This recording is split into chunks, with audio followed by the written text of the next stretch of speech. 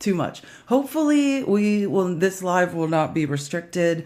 Again, if anyone needs a link to the Discord or wants to send their email address to be part of the email blast that will be starting to going out, we're collecting email addresses. If you're a subscriber and want the outlines in your email every morning, just screenshot your subscription and send us your email address to @Felice Navidad Live, and we will get it. Oh, someone just said Jones had the same problem right before you came on. Yeah, it's probably a glitch because there's no reason that this would not be original content. So I like, if it happens again, I don't know what to say because it's clearly a glitch. I can't be any more original than this.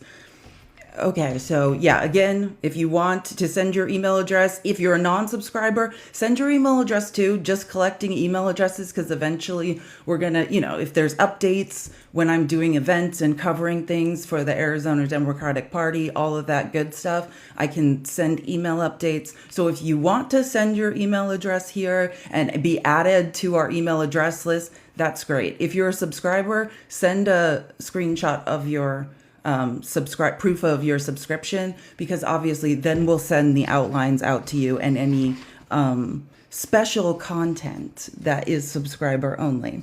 Okay, so we're gonna get into the Ryan Wesley Ruth update. That's why I was a little late.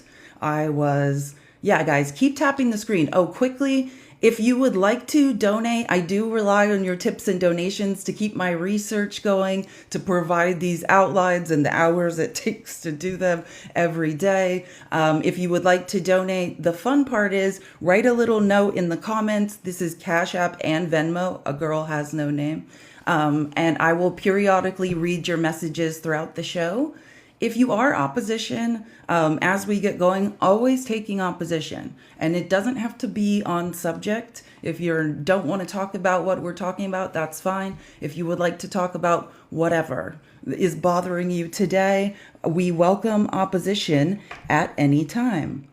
Okay, so again, what we were going over before this live was so rudely restricted for unoriginal content. We're talking about the latest court date for Ryan Wesley Ruth.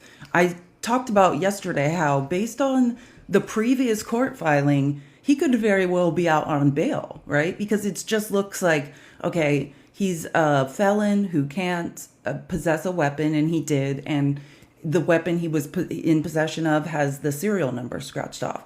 Those are the only two charges. But today, you know me, I had to print it because I love to highlight. I'm going to highlight the F out of this later. But today there's more information coming out that makes it look very clear that this is more than or exactly what we all thought, right? But it wasn't listed in the first court filing, but they have found some very interesting information. So if you are in the Discord, in the live sources section is where the outline is. I put the full PDF of this court filing in there. It is number 26. If you want to follow along and get the link to the PDF, it is number 26 in the outline. Also, I would open up just 24, 25, 26. 26 is the PDF.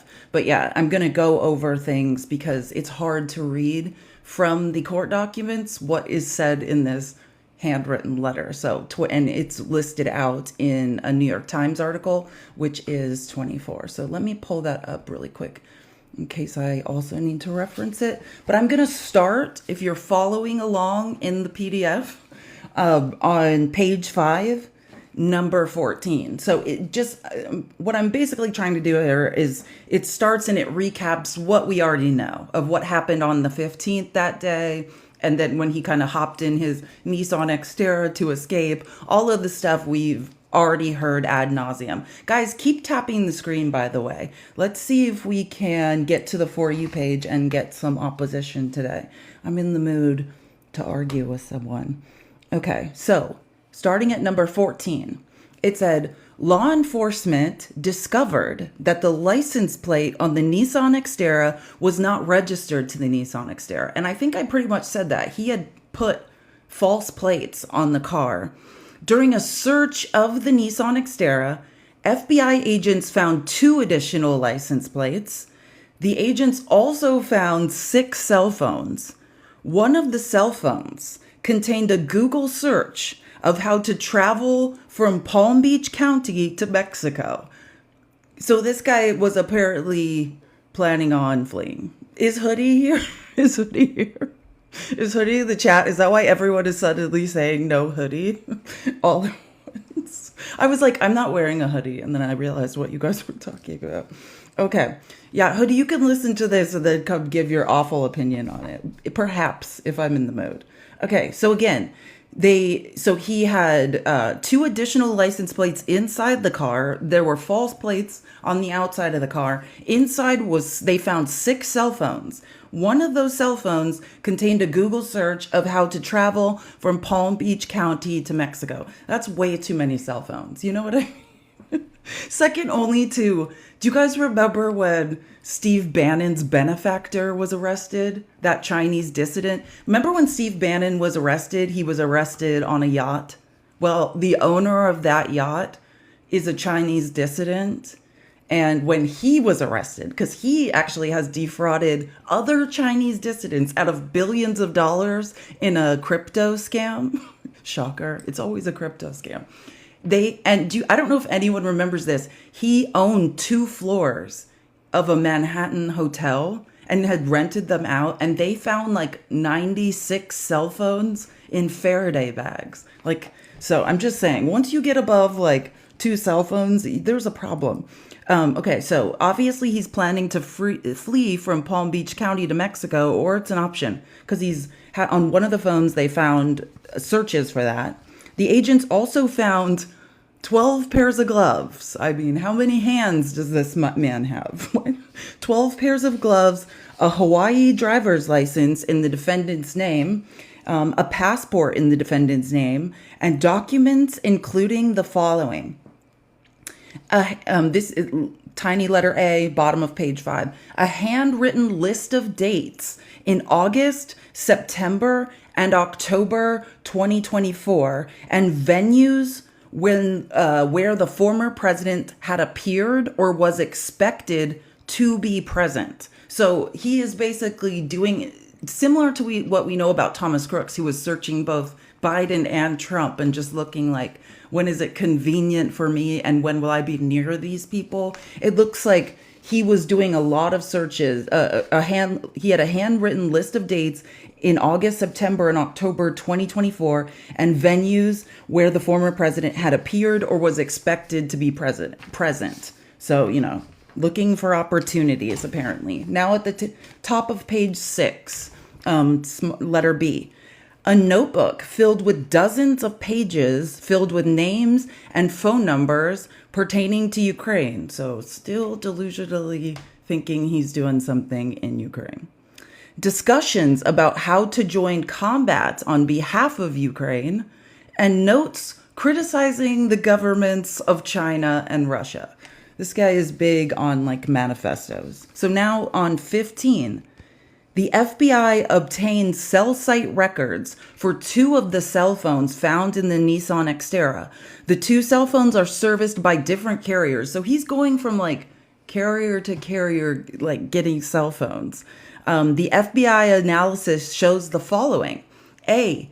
Ruth traveled from Greensboro, North Carolina area to West Palm Beach on August 14th, 2024. So what they're trying to say here is this guy has been lurking around Florida for a month, right? August 14th, they got him on September 15th.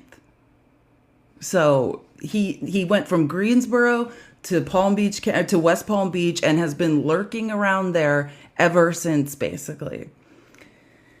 B, on multiple days and times from August 18th to September 15th, Ruth's cell phone accessed cell towers located near Trump International, so the golf course they found him at, and the former president's residence at Mar-a-Lago. So that's what I'm saying. Basically, this is not just somebody who's in the bushes for 12 hours.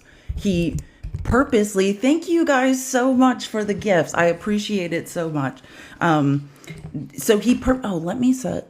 Oh, there is a gift goal set. Just kidding. Okay, so he purposely has been lurking around not only Trump International, the golf course in West Palm Beach, but also, pinging cell phone towers near Trump's residence at Mar-a-Lago.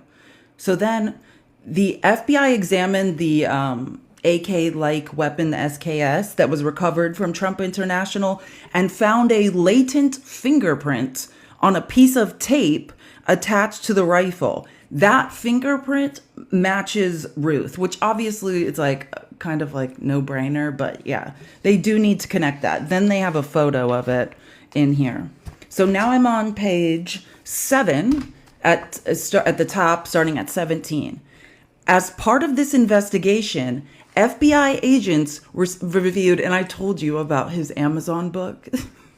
He has a manifesto on Amazon you could buy for $2.99. Yeah. Apparently authored by Ruth in February 2023. And when book titles are too long for 500, Alex, what do you think the title of this book is? He may as well just wrote the whole book in the title. Titled Ukraine's Unwinnable War, The Fatal Flaw of Democracy, World Abandonment, and the Global Citizen, Taiwan, Afghanistan, North Korea, World War III, and the End of Humanity. I'm sorry. This is not funny. It's serious, but that's quite a title. In the book, Ruth stated that he, quote, must take part of the blame. And I think I told you guys this before, but must take part of the blame for the person that we elected for our next president that ended up being brainless.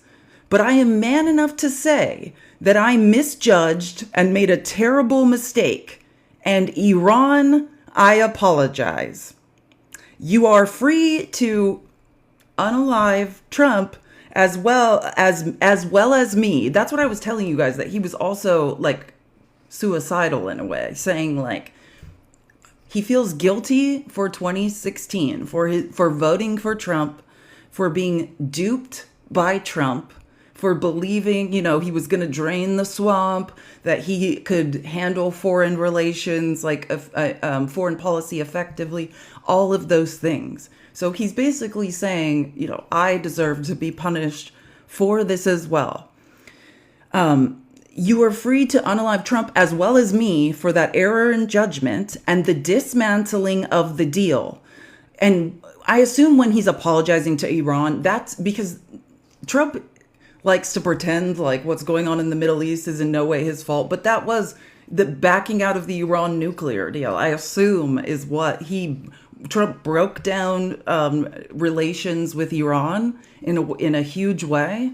And I think that's what he's referencing and saying. And because you did that, look what Iran is doing now. No one here in the U.S. seems to have the balls to put natural selection to work, or even unnatural selection, end quote. Okay, now this is the most interesting part, at least in my feeling. This is number 18 on page 7. On September 8th, and you're also going to want to, if you're in the outline in the Discord, also pull up number 24.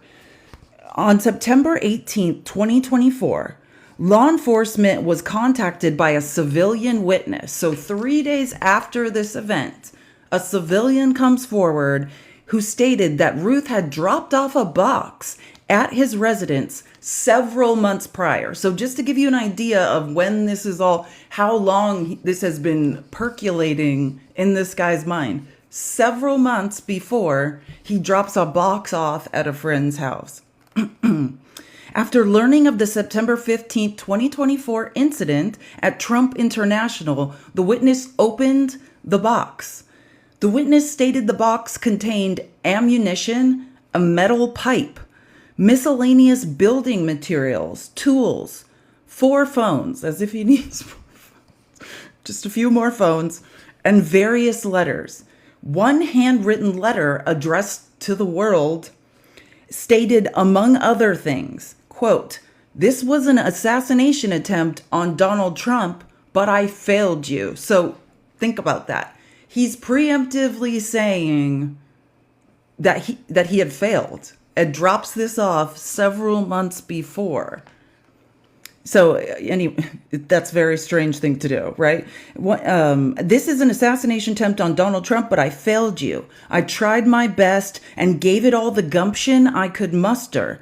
It is up to you now to finish the job.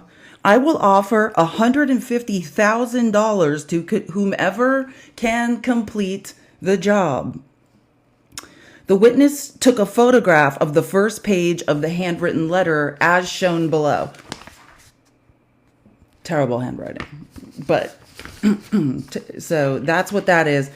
Then 19 on page 9, the handwritten letter above goes on to state in part, quote, he, meaning the former president, ended relations with Iran like a child, and now the Middle East has unraveled, right? And then they also mention some of his previous convictions in here. And again, the reason this court filing was filed today is because there is a bail hearing for this guy. And if we had just looked at the first court filing, it looked like it was very possible this guy could get bail, right? But now that we see, and thank God this guy came forward and said this guy dropped this box off, because now we can see, that this is a much larger, $150,000. Oh, good. I'm glad you brought that up, Sweet Lou. So, and it's kind of like,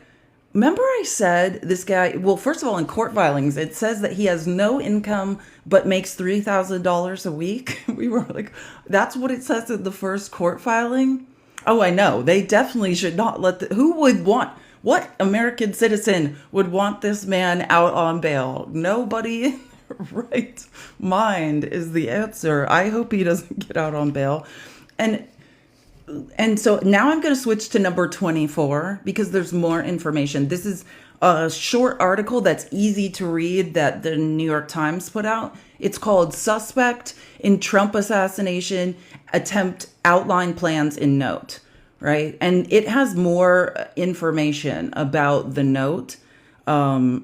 It just says, this was an assassination attempt on Donald Trump, but I failed you. I tried my best, and I gave it all the gumption I could muster. Mr. Ruth wrote in a note placed inside a box, left at a friend's house. It's up to you to finish the job, and I will offer $150,000 to whomever can complete the job. And you're kind of thinking, okay, how does this guy have $150,000? The only thing I can think, and I'm going to go over next, because I think I had this it was either in the Thursday or Friday outline, but we had so much going on, I didn't get to highlight it. The most well-written and detailed account of like who this guy is and kind of the journey of his life to here is a Washington Post article.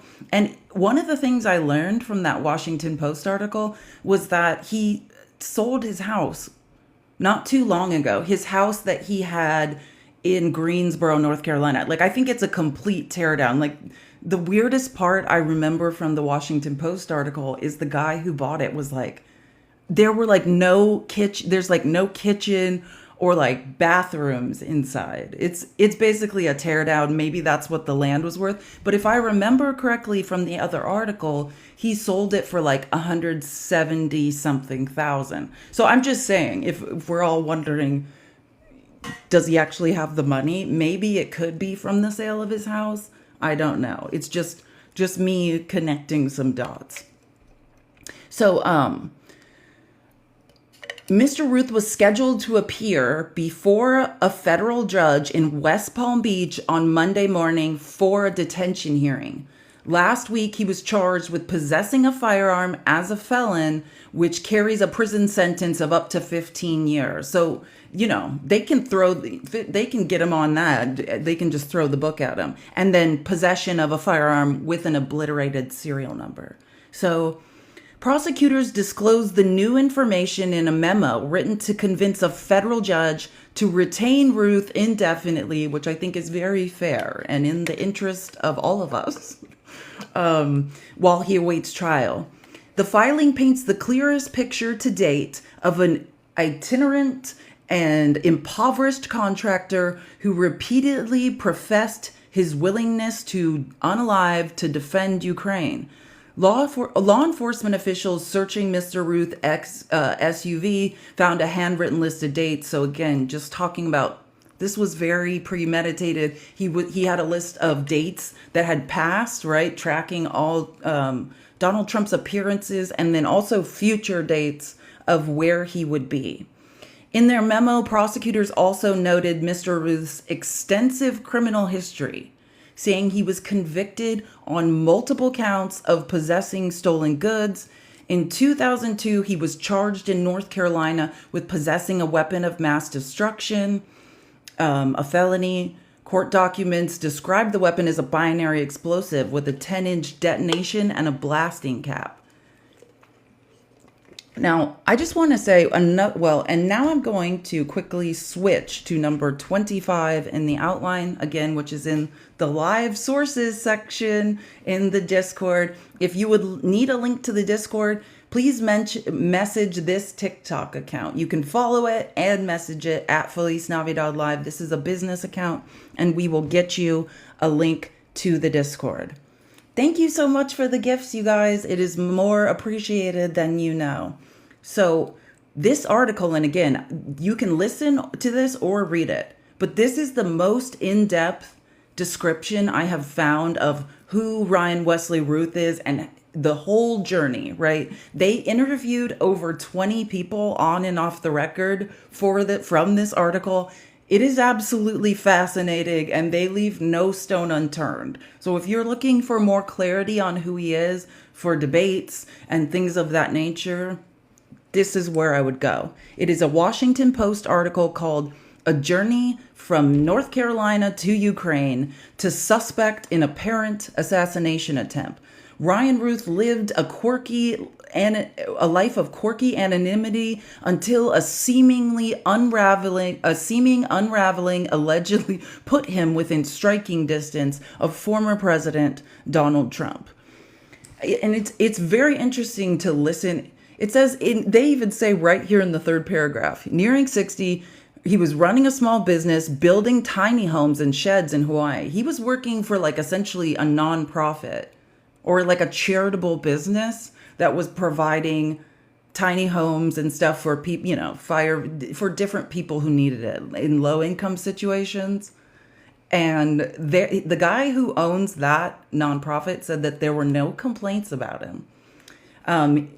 Then he had no assets. So again, he had no assets, no retirement savings, no bank account. He wrote in an ebook describing his time in Ukraine that he predicted no one would read. So it's quite fascinating. And most people, there are people, I think he has more than 2 kids. He definitely has a girl and a boy. But when they refer to the son, they say his oldest son. So I don't know if there could be another son, but he definitely has kids. His kids seem very, very surprised, right? And it's interesting, his neighbors in Hawaii, here's one, Tony Strader. He was a little intense, but super nice. There's also a woman quoted in here again. More than 20 people are interviewed in this article. There's also a woman who talks about him, who was a neighbor. I think her name's Mongo. Basically says that for a while, him and his daughter kept a live horse in their house in North Carolina. Thank you for subscribing, Ari. We appreciate you so much. Thanks for joining the team. If you would like to have the outline emailed to you, send proof of your subscription and send it to Felice Navidad Live with your email address. And we will, when we start doing email blasts with the morning outline, we will get it to you. So again, no one is saying he's concerning that I noticed, except when people talk about his time in Ukraine.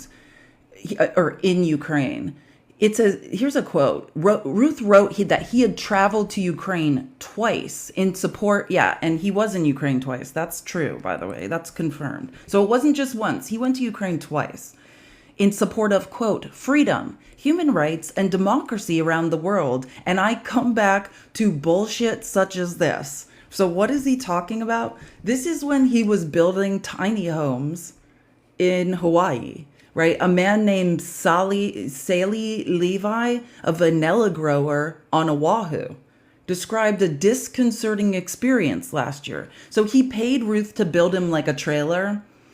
Levi said the work was shoddy and he asked Ruth to repair it or return his money.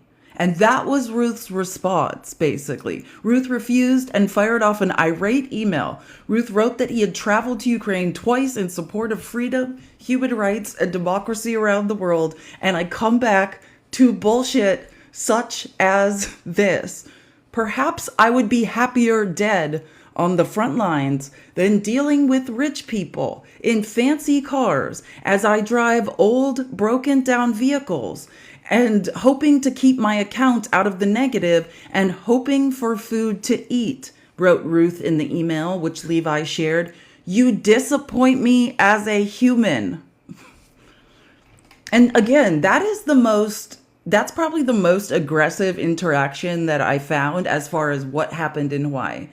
The portrait that emerges from Ruth's associates is a man who spent much of his life in anonymity, only to seek purpose and attention in recent years in Ukraine. Yeah, and by the way, he grew up well off, like upper middle class, what described as well-to-do, gated community in Greensboro. His dad was a chemist. His mom was a home economics teacher. So I just found that it's the profile, the psychological profile of the white male is fascinating. And this is what I was talking about a whole live horse. Just like I said, Ruth was raised in a well-to-do subdivision, said Kimberly Hassler, a longtime family friend. His father was a chemist. His mother taught home economics. Hassler remembered Ruth as a friendly and energetic person who was generally more fun than his two siblings, who she said went on to become. So his siblings are a lawyer and a banker. So successful family. There was nothing out of the norm, Hassler said. They were one of the closest families we knew. Hassler last saw Ruth in 2021 when he returned to North Carolina and he delivered the eulogy at his dad's funeral.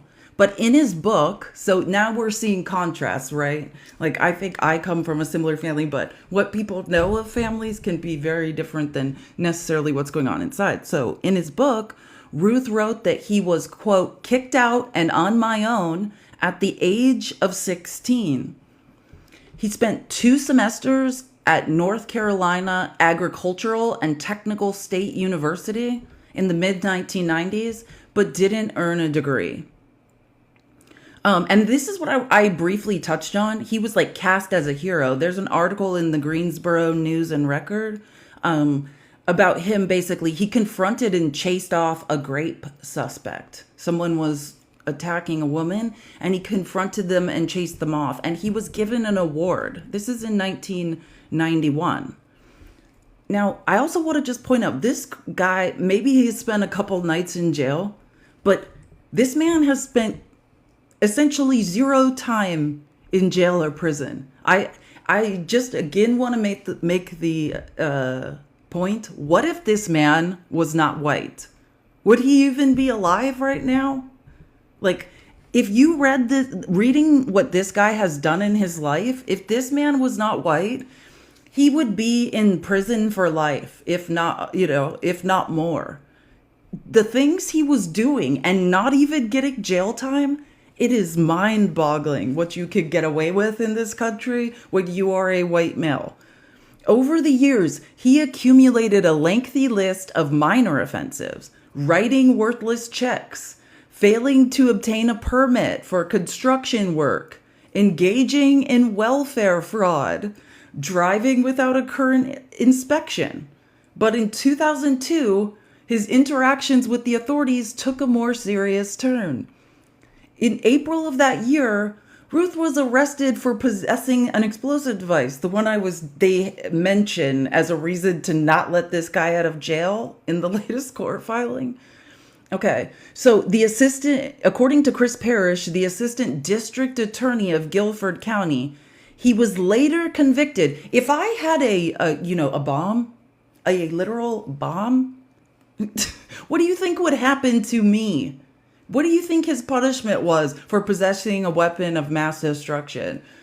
He was later convicted and sentenced to 4 days jail time. 4 days jail time. If a black man in America was caught with a weapon of mass destruction, would he be receiving 4 days of jail time? I don't know. Like, think about Tyreek Hill. What did he do?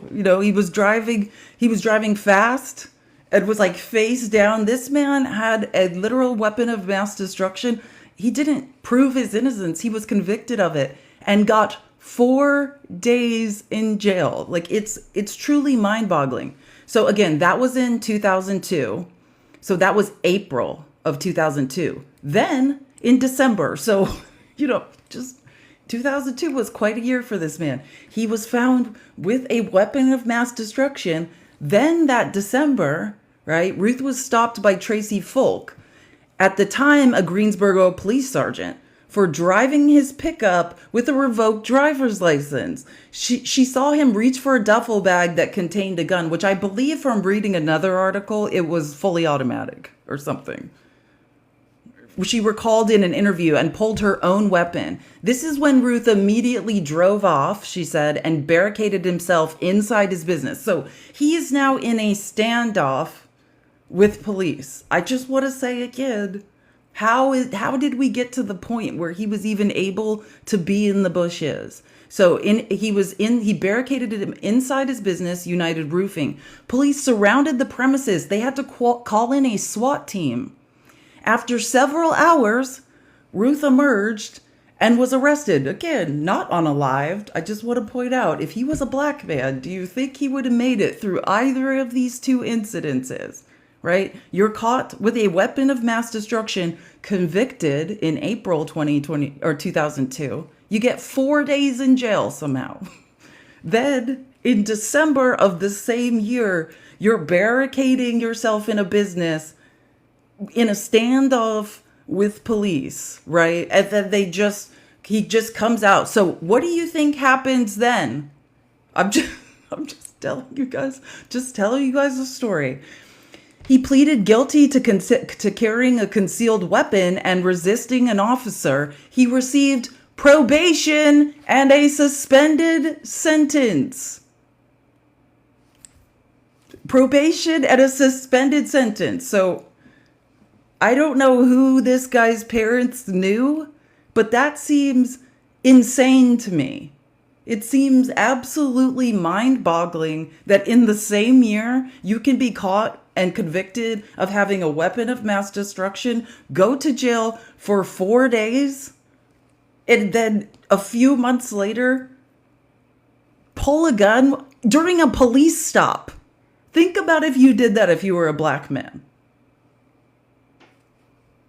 Then barricade yourself in your roofing business for hours while a SWAT team surrounds it, and you get no jail time. I mean, the state of North Carolina, between this and Mark Robinson, I don't know what's going on there. After that, and you think, oh, is that the end of his criminal record? No, it is not. After that, Ruth continued to pop up in North Carolina case records: driving without insurance, failure to pay taxes, but was not arrested again until 8 years later in 2010. He pleaded guilty to theft after stealing 2 sinks and construction material and was sentenced to probation.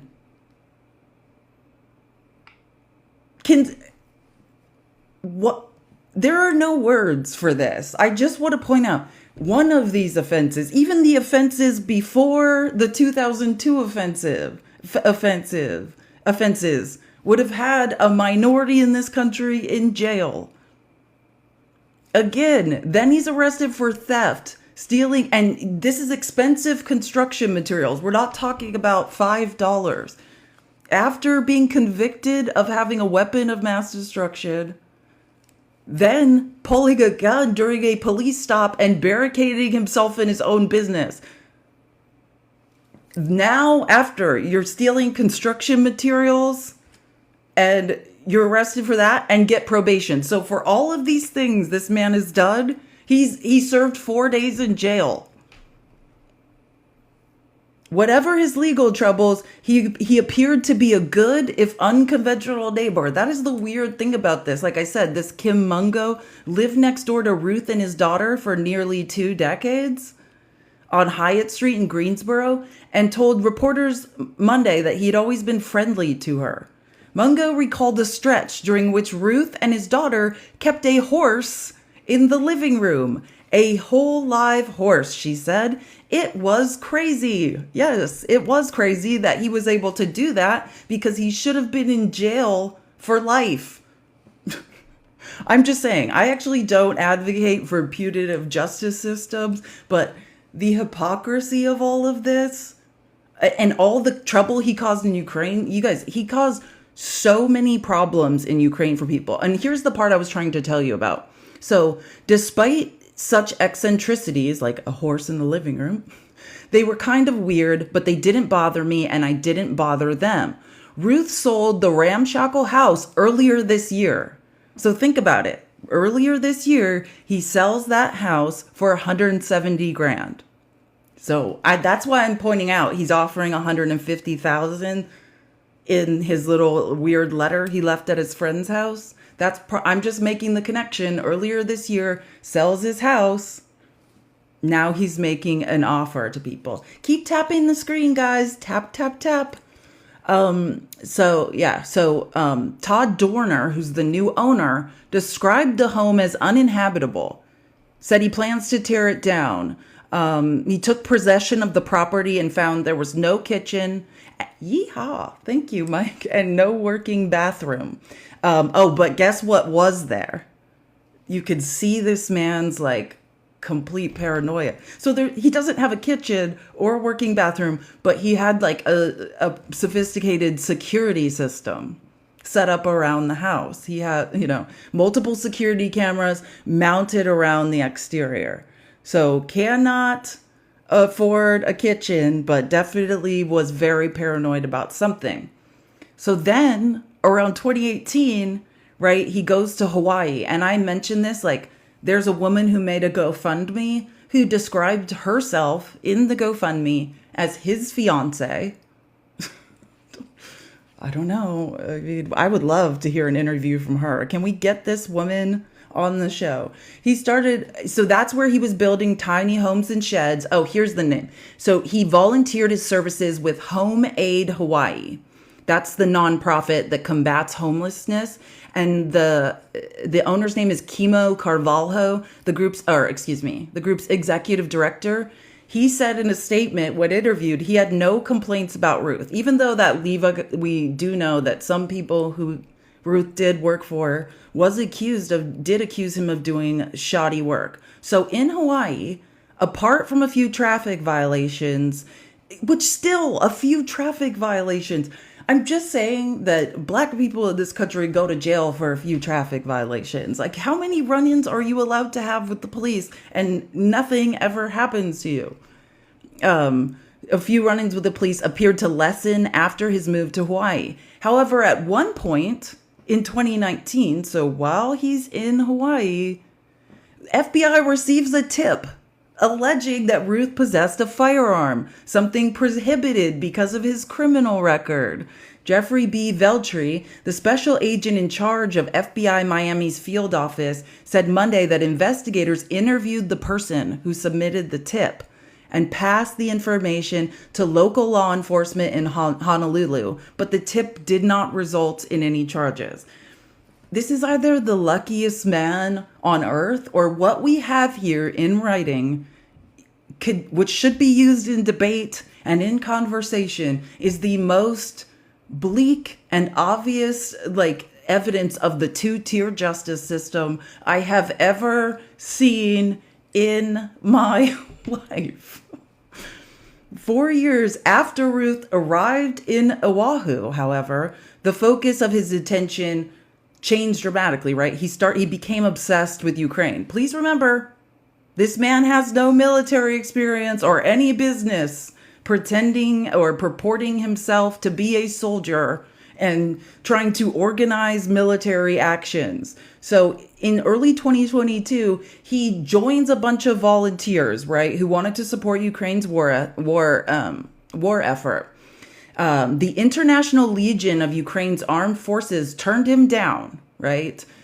And now propaganda is trying, which I did see Tim Pool collecting that tenant media money that we learned about from the DOJ indictment, is right there in lockstep with Russian state media who are saying, that he's an operative of Ukraine, basically. That is the Russian propaganda on Ruth. But Ukraine didn't want them anywhere near him. And apparently he was a nuisance. Ukraine's Ministry of Defense said Ruth was denied and never served with foreign volunteers. But instead, he was so he set up a tent in Kyiv's Central Independence Square. So he's in the main town, Kyiv Square. Several weeks he camped there before the structure was removed by police. His hair was dyed yellow and blue, okay, the colors of the Ukrainian flag, and he often wore a Stars and Stripes shirt. Thank you so much, Smashley. He sought attention from foreign media, and we know he got it. He was interviewed by the New York Times. He was interviewed by a French freelance journalist who's interviewed in this article, said that Ruth approached him in June 2022 and asked to be filmed in Independence Square. In the video, Ruth speaks in front of a display where he created 50 flags, he said, represented the nationalities of people who had volunteered to fight in Ukraine. Basically, this guy was contacting people on Telegram, WhatsApp, and telling them, trying to pretend like he was a recruiting person and was forming his own little military unit. Particularly one country was of former Taliban fighters who had defected. Ruth appeared gaunt, emaciated, and seemed to have not been sleeping a lot. Yeah, it's giving manic. His conversation was all over the place, loopy but well-meaning. A military medic from the United Kingdom who spoke on condition of anonymity because of the sensitivity of the subject echoed that assessment. Quote, after a few minutes of talking to him, you could tell that something wasn't 100%, but he seemed harmless. But then, right, this is the interesting part. This woman, Chelsea Walsh, disagrees, right? Chelsea Walsh was a nurse, or is a nurse, from Florida, spent 6 weeks volunteering in Ukraine, and said she met Ruth there in May 2022. The conflict attracted a range of Americans, Walsh said. Some of them were sincere, while others were like Ruth. She said, describing him as an opportunist. She said he was prone to sudden bursts of anger. Once she saw him curse and kick a homeless man who asked him for change. He was very erratic, Walsh said.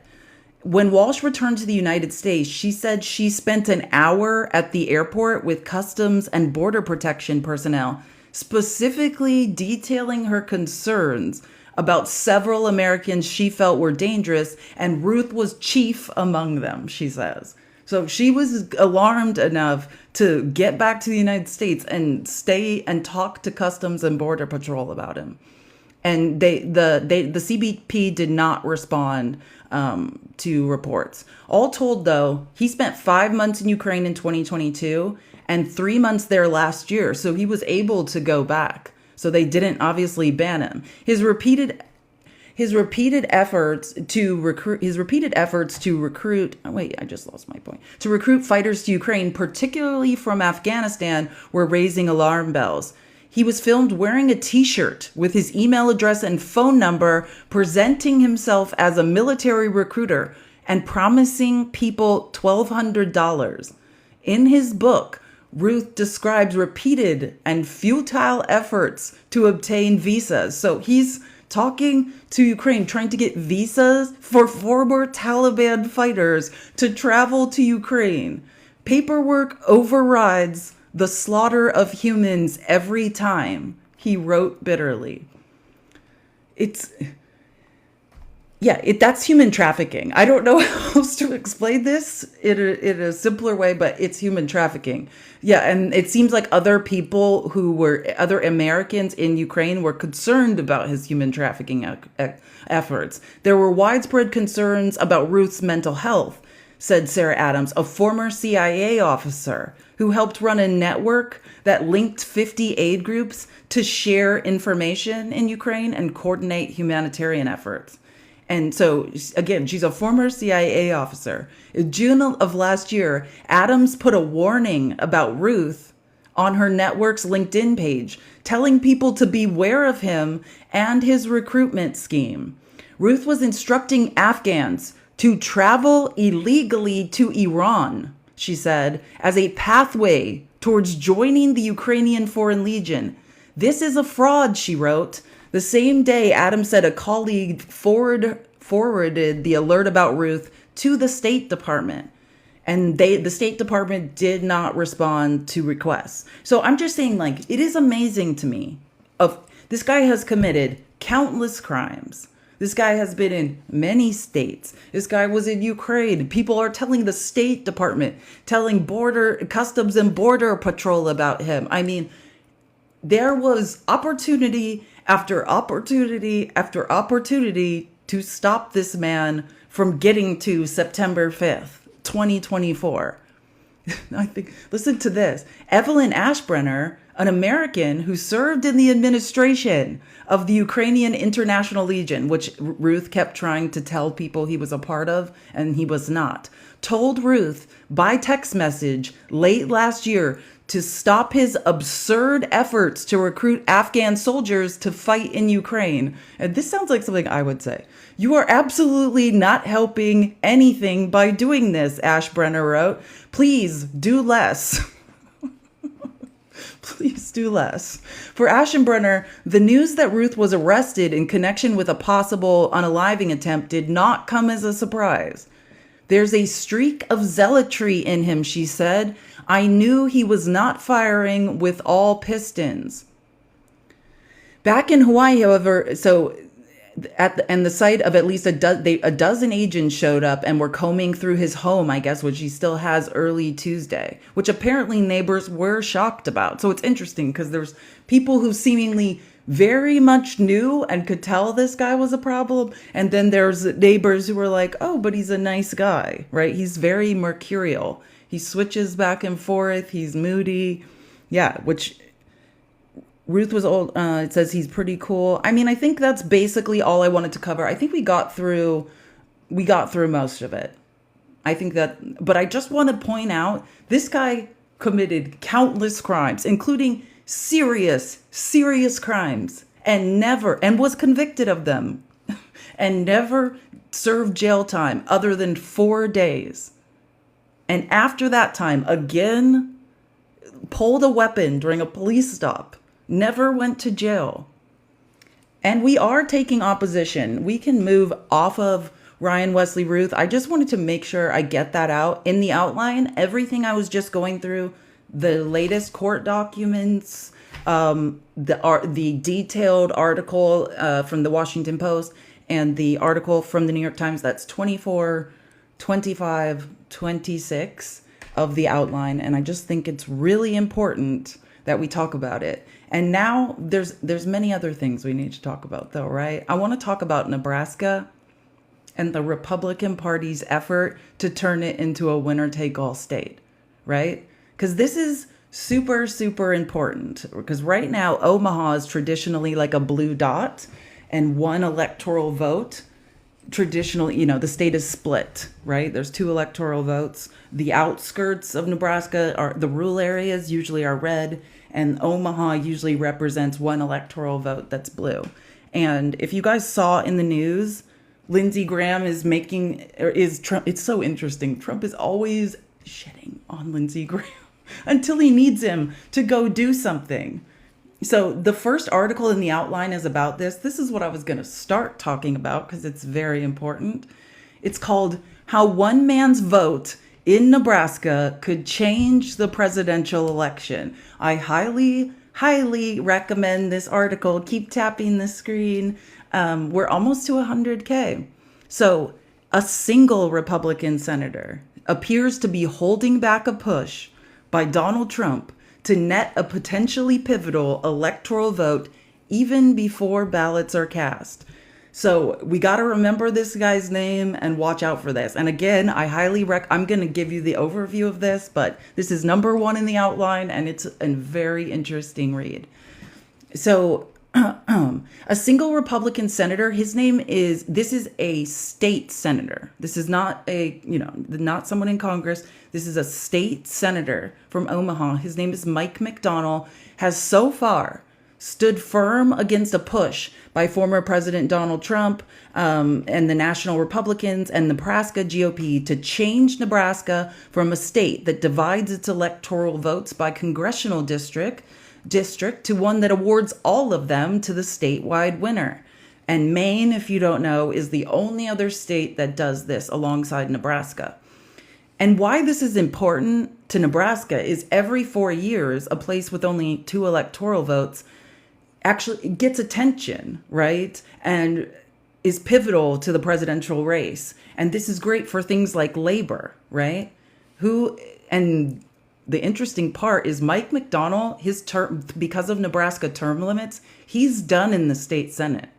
So threats aren't really working with this guy. That's the interesting part about who he is. And he is a Republican, but wait till you hear about how he got there. So, and allegedly, right, I've heard Lindsey Graham yesterday, he was on Kristen Welker's show on NBC, and he was saying there's 2 holdouts. This article basically says, and I've heard this, like McDonnell is the linchpin here.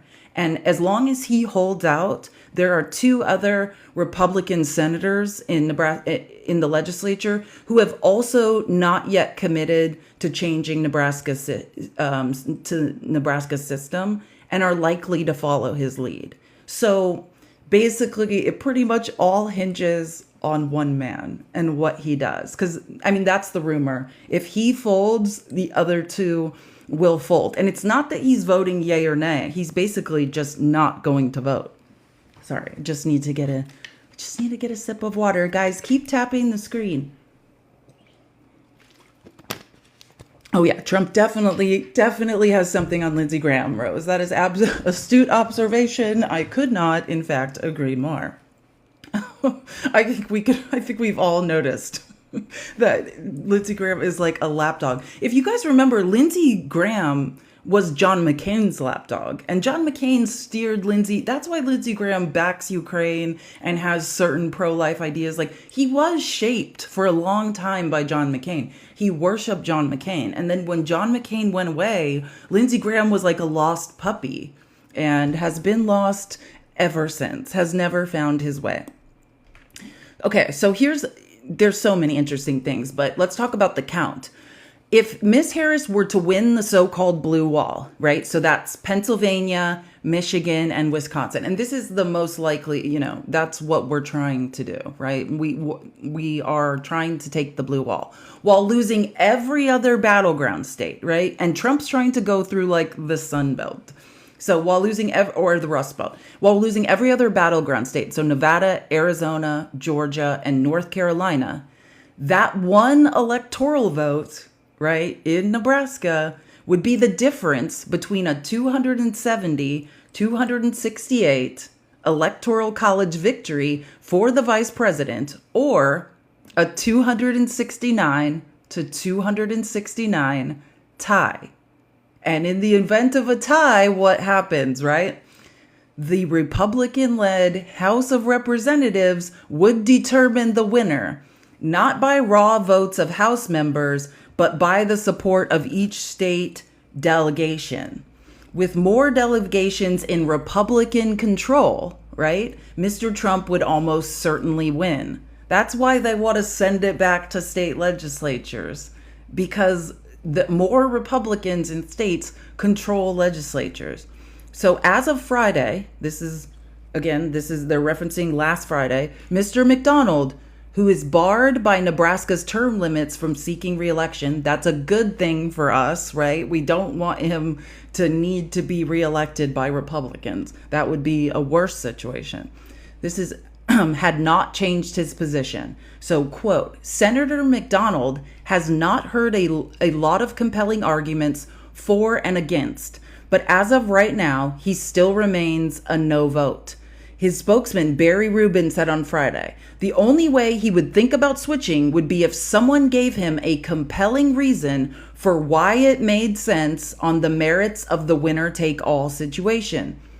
Mr. Rubin said Mr. McDonald was not weighing, and again, you think a compelling reason, right? Well, bribe him. He doesn't want that, though. So Mr. McDonald was not weighing or asking for political favors from the Harris and Trump camps. Nobody is offering anybody anything, he said. That is not likely to end the drama. The legislature could change the electoral vote allocation law at any point up until Election Day. So just, I'm sure you're thinking, like, when will this end? They could do this up until Election Day.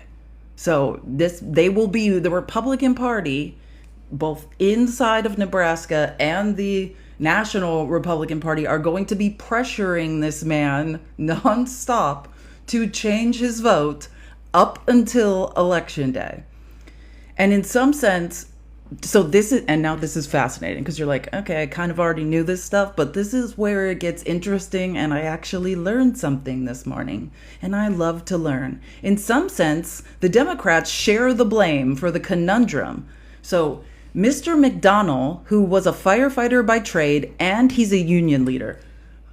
Thank God he's a union leader. This may be our saving grace. So he's a union, big on labor. Had once been a firm blue-collar Democrat, which, right? So, but his name's what? McDonald. It's giving Irish Catholic, right?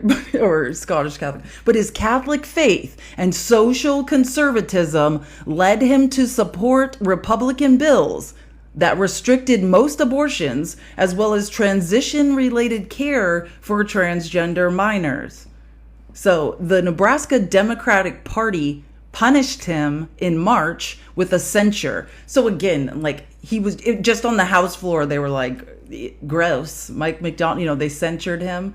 And so then in April, as a result of that censure, he switched parties and changed the balance of power in Lincoln, where Democrats had been able to use the legislature's filibuster rule effectively. So that's why he's a Republican. This is a conservative Democrat, right, who's extremely pro-life and apparently anti-LGBTQIA. The Democrats censured him for, he probably made some gross comments or something. I'm not specific on what they said in the censure. And then he changes his party affiliation. So this is much more complicated than we previously thought. So now he's a man in the middle. But remember, this is a union leader and former firefighter. So he's big on labor. And that might be our saving grace. With less than 7 weeks until Election Day, the pressure will no doubt be excruciating. And with Mr. McDonald's ambitions, he has plenty of chits to play. He is eyeing a run for Omaha mayor next year. Now, what does that mean for us? This means everything. Because I'm like, why is he holding out? If he's bitter, what difference does it make? Right? His term limit is up. He can't stay in the state legislature. But he wants to be mayor of Omaha. Omaha is a blue city, right? That blue dot, the one electoral vote that we're trying to protect for Kamala, that's Omaha. That's where it is. And he wants to be mayor of Omaha. This might be the only thing that saves us. So anyways, on Wednesday, and you guys probably have heard about this, and I'll show you guys some clips of Lindsey Graham being annoying yesterday. Trump sent his lapdog, Lindsey, to Nebraska and met with Republican Governor Jim Pillen and a number of state senators, including Mr. McDonnell. Mr. Trump personally called into the meeting, shocking, not really, to express his desire for the change. So they got McDonnell in a room. He sent Lindsey Graham. They cornered McDonnell in a room, and Trump got on the phone and tried to strong arm him to changing his vote. So in a statement last week, the governor, right, declared his support for awarding all 5 of Nebraska's electoral votes to the winner of the statewide popular vote. So the governor is on board with Trump. On Wednesday, the state's 5-member all-Republican congressional delegation, including the congressman who represents Omaha, do you guys know Don Bacon? He's pretty famous in the House, signed a letter demanding the change, which when I was reading this morning, I'm like, that's strange, because I know Don Bacon hates Trump. Like, Don Bacon does not like Donald Trump. He's a moderate Democrat in the House, and it's hard to be not moderate Democrat, excuse me, not moderate Democrat, moderate Republican in the House. You know, he's the dying breed of what they call the rhinos, right? So I was very surprised that he would sign that letter demanding change, but he is a bit of a pushover. He fights against Trump, but then sometimes folds like a lawn chair when it matters. But it gets more. But wait, there's more. This is a fascinating article. So, quote, this is just from that letter. We need a president that will represent all of us, from Omaha to Scottsbluff and everywhere in between, they wrote. Jessica Flanagan, who's a top advisor to Governor Pillen, who ran his campaign for governor, said on Friday that the governor would call a special session to change the state's electoral vote allocation only if he has commitments from enough legislatures to do it. So the governor's saying, like, if this guy signals he's on board, they will call a special session to change it, but they're not going to call one if he's not going to do it. So imagine, this is extreme pressure. Think about the pressure campaigns that we've seen them put. Like, they'll get Fox News. Watch, Laura Ingram's going to be in on this. Sean Hannity. Every right-wing news commentator is going to be trying to pressure this man to change his mind. But remember, this is a former union leader who wants to be mayor of the largest and traditionally blue. It is the blue dot. It is the one electoral vote. He wants Omaha. That's quite a conundrum. During an appearance on Fox News host Sean Hannity's radio show, Miss Flanagan said she was optimistic that McDonnell would change his mind. This is what they do. They show up on Fox News and they all say, oh, it would be in his best interest. Oh, he better. And watch, as days go on, if he doesn't change his mind, then they're going to get nastier and nastier and nastier and uglier. We've seen this a million times, the Donald Trump pressure campaign, like what they do in the House when the moderate Republicans who are left won't fall in line with the right flank. They unleash the Fox News pressure campaigns on them. But the politics of Nebraska aren't the same as the politics of Omaha. And Mr. Bacon, so here comes Don Bacon again, remember, the moderate Republican who regularly stands against Trump and the right flank in the House. And Mr. Bacon, in an interview on Friday, did not sound as emphatic as the letter he signed. He said he was, quote, not the one pushing for this. I knew Don Bacon didn't want this. I knew it. Not the one pushing for this, and would prefer that all states adopt Nebraska's method of awarding electoral votes by congressional district. So Don Bacon has come out and been like, I might have signed the letter, but I don't mean it. So at least he has a shred of self-respect left. Quote, if everybody did it the same way, I think it would be better, Mr. Bacon said. When you're only one of two, it creates distortions and it undermines the leverage that we have. Here's more interesting stuff. He also said he wasn't sure how Mr. McDonnell and the 2 other holdout Republicans would vote. Recent polling suggests Don Bacon is in a fight for his life right now, for his own seat. He's fighting against a state senator named Tony Vargas, a Democrat. So he has his own problems. That's probably why he signed the letter. So now we know why he signed the letter. He signed the letter because he's in a very close race and he needs MAGA votes of his own and he can't completely go against it. But at least he did come out and say, hey, I'm not really into this. Democrats in Nebraska dearly cherish what they call the blue dot. That Omaha electoral vote that brings Nebraska into the national political conversation every 4 years. Okay, so Senator McDonald, this is quote, Senator McDonald has consistently talked about the economic impact of presidential candidates competing in Nebraska, which is super important, right? Jane Cleave, the chairwoman of the Nebraska Democratic Party, said on Friday, it brings energy to the ticket down ballot as well. And nothing that they have said has convinced him to change his long and strong positions on a fair electoral vote system.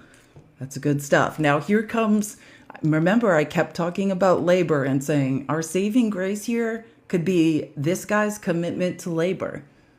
Mr. McDonald is also the president of the Omaha Federation of Labor. This guy is not just pro-labor, he is labor in Omaha, and is hearing from union members pressing him to hold on to the blue dot. I'm not going to cry, but this is serious stuff here. The Nebraska State AFL-CIO passed a resolution on Friday opposing a winner-take-all system that will silence those participating in their civic duty voting. The Umbrella Labor Organization's president, Sue Martin, said that several people had conversations with Mr. McDonald. And she said, quote, don't cry, I believe he will stand with labor. Now think of all the times that Donald Trump has shat on labor recently. This man cheered Elon Musk, the richest man in the world, for being a union buster. And it turns out the man standing in his way to a winner-take-all system in Nebraska is a pro-labor is the president of the Omaha Federation of Labor. Isn't that just ironic? Then there are the mayoral politics, right? Because again, this is a pro-labor guy who wants to be the mayor of the blue dot, not around of the blue dot in Nebraska. So Omaha's mayor, Jean Stothert, is a Republican who has said she will vote for Mr. Trump. So Omaha's mayor is currently a Republican who said she will vote for Mr. Trump. So think about it. This is going to be this guy's opponent next year. She's a Republican who has pledged her support for Donald Trump, and he's going to run against her. So Mr. McDonald would most likely have to, who does he need then to beat a Republican, a Trumplican? Democrats in the blue dot, right? Eradicating their blue dot that they love so dearly, that makes them relevant, right? That allows them in the conversation and to push issues like labor in the Midwest, would not help him then be elected the mayor of Omaha.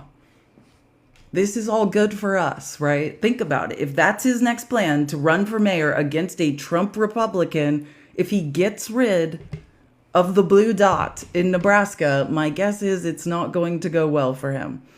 So Ms. Stothert was mum on Friday about her own position. That's the current Republican Trump-supporting mayor of Omaha. We are allowing the process to play out with the state senators and the governors, and I have no comment on this at this time. But again, so that is Mr. McDonald's not returning phone calls or emails when the Washington Post was trying to contact him. And it says, for now, his phone is blowing up with texts, said one person close to Mr. McDonald, who did not want to be named because of the intensity of the debate. A Facebook group in Omaha, which don't think bad of people. I lived right near Omaha. When I lived in Sioux Falls, South Dakota for a year, and which is about 2 hours north of Omaha. You fly into Omaha. That's the easiest way. I used to get there. And yeah, everyone uses Facebook. So that's why it says a Facebook group in Omaha, it's called Blue Dot Energy, has issued a plea to followers. We need everyone to give him a call or write him a letter of support, urging him to hold tough. So this is a big deal.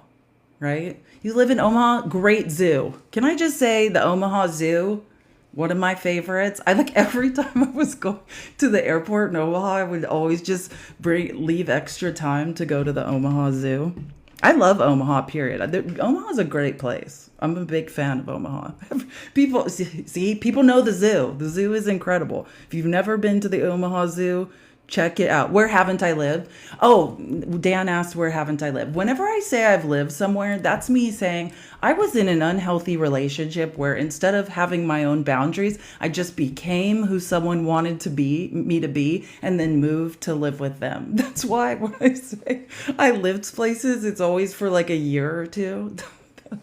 That's what that means. So that's why I've lived so many places. I didn't understand how to like be my own person. So I'd just be like, oh, I could be whoever this person wants me to be. And I would just completely become another person. Yeah, a chameleon, exactly. And now I'm learning to set boundaries and be my own person. Is that a good answer, Dad? Okay, so this is, I mean, it's a big deal. So we'll keep monitoring this. Again, main points are, unfortunately, they can call a special session at any time. So up until election day, this is a possibility. And the Republicans from the media, from Congress, from every corner, from every direction, this guy is going to be pressured. But the good news is he wants to be the mayor of Omaha, the blue dot, and is pro-labor. So I know, I'm very nervous, but knowledge is power. At least we all know, and we can stay on it. But yes, we are nervous. Number 2 in the outline, I just want to mention this. I'm not going to go over it in case anyone wants to read it. Judge Aileen Cannon didn't report that she went to like a seminar, like for, I believe, George Mason University. It's just annoying stuff. Anyways, yeah, she's just not properly reporting the things she's spending money on. She remembered to expense it. She remembered to report the expenses and expense things, but didn't properly report it to the public. And ProPublica caught her on it. That is number 2 on the outline if you want to read more about it. And then number 3, this is just my friendly announcement. If you don't follow the Trump trials, there is a Washington Post newsletter, but also updates in daily articles called the Trump Trials. And it will send you to your email if you sign up. This is today's update. It's number 3 from the Trump trials. It will go to your email. You can find out what's going on with every trial, whatever information there is, whenever it comes out. And you can submit questions. And if they think it's a good one, they will answer them. So not much on the Trump trial front, I will say, so I'm not going to go over any of that. The only thing to note is that Jack Smith basically has like 180 page, or he said, I think he said it won't be more than 180 pages court filing he wants to file this week. And don't worry, I will watch for it. But what it is it's his legal arguments of saying, despite the Supreme Court's ruling on, official acts versus unofficial acts and presidential immunity, here's all the crimes that Donald Trump's still responsible for, and here's my proof kind of thing. And obviously Trump's lawyers and the Republicans want to push this out. They don't want him to be able to file this because, Jack Smith's good at what he does. And it's basically an argument of, hey, the Supreme Court tried it, but Trump's still a criminal, and here is my legal argument for why. So that probably, it's not in the best interest of the Republican Party for that to come out prior to the election. So they're trying to submit things to keep him from being able to submit it. Did we reach our gift goal? And I heard it and am now going to oh no, we didn't. But I did hear that. It seems like we still have 4 more. Thank you guys for the gifts. I appreciate it. I should check Venmo. Again, I do rely on your tips and donations to keep my show going. This is the Venmo and Cash App. Right here, A Girl Has No Name, and I will periodically read messages out. I'm not sure if I read Dennis's message, and it's a joke. This was from last Friday, so I'm just going to read it. Jesus preached for 3 years, and that spawned a worldwide cult. Trump been preaching his crap for much long. Hate to think what comes from his passing. Amen, Dennis. Preach. And one more. Lindsay says, I live in Omaha. Maya Stothert is a plague. I'm sorry. Maya Stothert is a plague, and Omaha is great, but the rest of Nebraska is very much in the MAGA cult. Yeah, I lived in Sioux Falls under Christie, dog unalive gnome. I understand what's going on in that corner of the world. It is not great. So keep on fighting the good fight in the blue dot. We are here to support you through. Let me just check Cash App briefly. We have many things to go over. Okay, good. We are good. So, have you guys heard about Janet Jackson? Have you guys heard about what Janet Jackson did? This is number 5 in the outline. You guys did not? Okay, we got one yes. Yeah, because I didn't hear about it either. So that's why I'm going to make sure to tell you that Janet Jackson is on the naughty list. Janet's lost her mind. I find this so very ironic coming from a Jackson too. Mikey Saw Wilson, I think, is requesting, if you're opposition, could you just say your opposition in the chat? And if you are, we're only taking opposition now. So if you are opposition and want to chat, just say yes in the chat and I will let you up. Oh, and her kids are mixed. Is that true too? I didn't even know that part. No, she didn't. Listen, I thought that too. I thought she took it back. No, she didn't take it back. Listen to this, because the article was updated. So the first time I saw this, I too thought she had taken it back. Apparently she hasn't, because they've updated the article. So this article is called, this is number 5 in the outline. Janet Jackson echoes false claims that Kamala is not black. During an interview, Janet Jackson claimed she heard, like through the grapevine, kind of heard, Kamala Harris was not black. And and this is the irony, not because like she's mixed, right?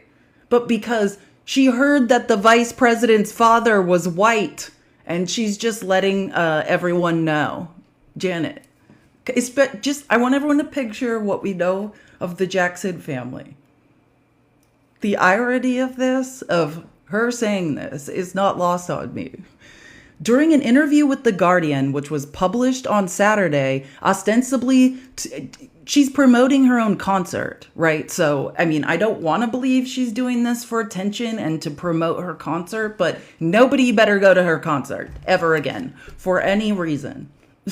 She's promoting her concert. She did not have to do this, and says, well, you know what they supposedly said. This is a quote. She's not black, Jackson said of Harris when asked about her thoughts on the 2024 presidential race. That's what I heard. That she's Indian.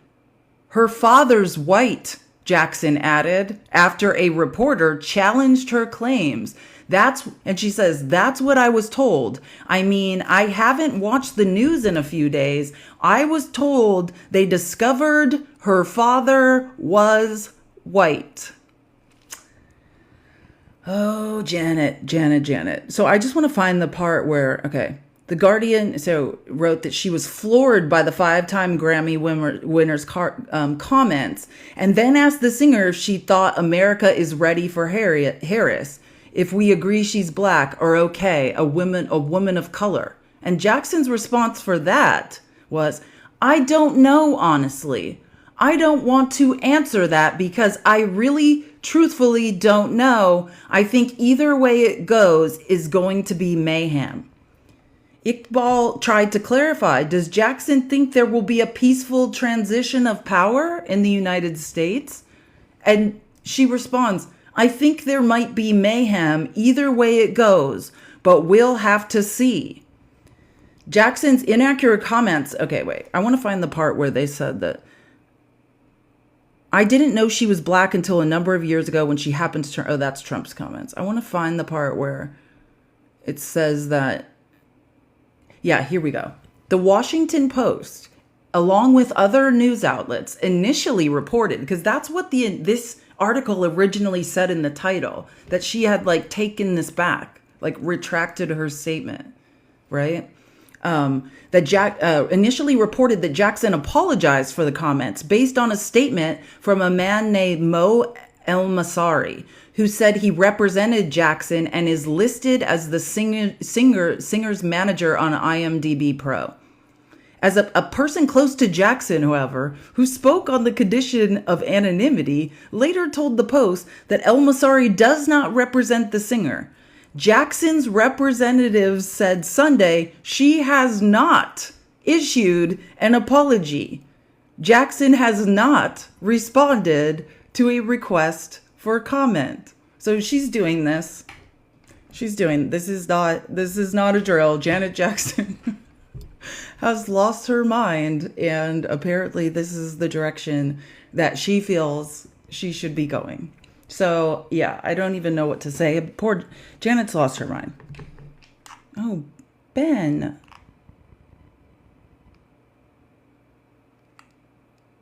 Wait, what's going on here? Okay, sorry. I had to update something. Ben says, thanks for teaching me something about Omaha. Mean Gene Stothert stinks, and we will keep our blue dot. Oh, Betty. Thank you, Benny. Jennifer says, what do you do if you're addicted to seaweed? Sea kelp. Sea kelp. Yeah.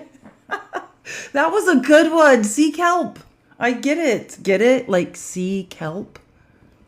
If you're addicted to seaweed, that's a good one. You're doing great, Felice. Keep that shite up. Okay, now I can put a name to your username. Got it. Thanks, Jennifer. Daniel says, just for being great and educating me. Thank you. Sea kelp is hilarious. Thank you so much, Daniel. I appreciate it so much. Okay, so no one forget, Janet, we are never listening to Janet's music again. Hopefully she will come to her senses and she will apologize. I just want to give you guys an update on the government shutdown that we were talking about last week, and the vote that Mike Johnson, remember, Trump had a tantrum, demanded that they attach the SAVE Act to a clean CR, which is basically Trump's delusional attempt to stop people who are not trying to vote from voting, undocumented immigrants. And we went over, if you remember last week, that since 2002, okay, over 2 decades, there have been less than 100 not votes cast by undocumented immigrants, but votes cast and attempts, people attempting, less than 100. That is not a problem, but they want us to spend unbelievable amounts of money, pass the SAVE Act, which we know through many studies would disenfranchise actual American citizen voters, particularly Black and brown people, from being able to vote. So again, that didn't work. They tried to attach that to the CR and it was voted down. Enough Republicans joined with Democrats to vote it down. So I believe it was yesterday, right? Congressional leaders reached deal to avert shutdown and boost Secret Service funds. Which I'm like, so I think they're basically, it's like $230 million maybe it's $232 million that they're going to attach onto this CR to fund the government to give additional funds to Secret Service to protect Trump, and not just Trump, though, just to be clear, other politicians in general during this insane political climate, which is necessary. So, I mean, I think it is necessary. So, and it's what we thought, right? So, again, still on Nancy Pelosi's budget. Keep that in mind. The 118th Congress, these people who are allegedly fiscal Republicans that care so much about how the government is funded have still not successfully got off Nancy Pelosi's budget. This is why they got rid of Kevin McCarthy a year ago. So it looks like what they came up with yesterday is exactly what we thought it was going to be. They're going to advance a 3-month stopgap, right? So a 3-month stopgap of Nancy Pelosi's budget, right? With emergency Secret Service funding and without the harsh voter registration restrictions demanded by former President Donald Trump. So the package represents a setback, obviously, for Mike Johnson. They wanted, right? They wanted 6 months. If they had gotten a 6-month continued resolution, then they would have avoided they hate omnibuses. What happens with the omnibus bills is Christmas is approaching, everyone wants to go home, and in order to do that, they pass these large omnibus bills and stick a bunch of things together, which the Republicans allegedly hate. But since nobody will agree, including the Republicans needed, to a 6-month continued resolution that would get us past December, they're not getting one. So again, this is Nancy Pelosi's budget, which will be up again on December 20th. This is going to be or probably December 30th, but they won't wait that long, right, to fund the government. They'll get it done before then because they want a Christmas break and to spend time with their families. So Trump's getting nothing that he wanted. And again, Mike Johnson is going to need Democratic votes to not shut the government down. If the government is shut down, that would be the cherry on the sundae of the never-ending Republican failure that has been the 118th Congress. So the deadline is September 30th. So from today, including today, we have about 7 days. So Johnson brokered a deal with Chuck Schumer, right? And this has to go off without a hitch, right? While this is not the solution any of us prefer, it is the most prudent path forward under the present circumstances, Johnson wrote in a letter on Sunday. As history has taught us and current polling affirms, shutting the government down, Mike Johnson, less than 40 days from a fateful election would be an act of political malpractice. Yes, it absolutely would. And again, so it is $232 million of our tax dollars, in addition to what the Secret Service already gets, that will be tacked onto that. And so this will be an absolute sprint in Congress this week, right? Johnson will need to rely on support from Democrats rather than his own party to pass the measure. That is what they got rid of Kevin McCarthy for a year ago. The Senate will need a bipartisan agreement to expedite the bill's passage and beat the shutdown deadline. And it can be done. It will be done because they cannot shut the government down. But again, the Republicans are getting nothing they wanted. They had to do this whole song and dance, could have done this last week, but Trump had a little fit and demanded they tack on the SAVE Act. So, W Democrats, L Mike Johnson, and MAGA yet again. But hopefully by the end of this, by Friday, the government will be funded. Hopefully by Thursday. This will all be finished. Or by Thursday, they'll have it through the House. And then the Senate will get it done shortly after that. I just need to call attention to the continued disturbing. Oh, did we meet our goal? Let me just make sure I don't need to Yes, look at me noticing a gift goal only because someone in the comments told me. Thank you for whoever that was. I did not catch your name, but I appreciate you letting me know.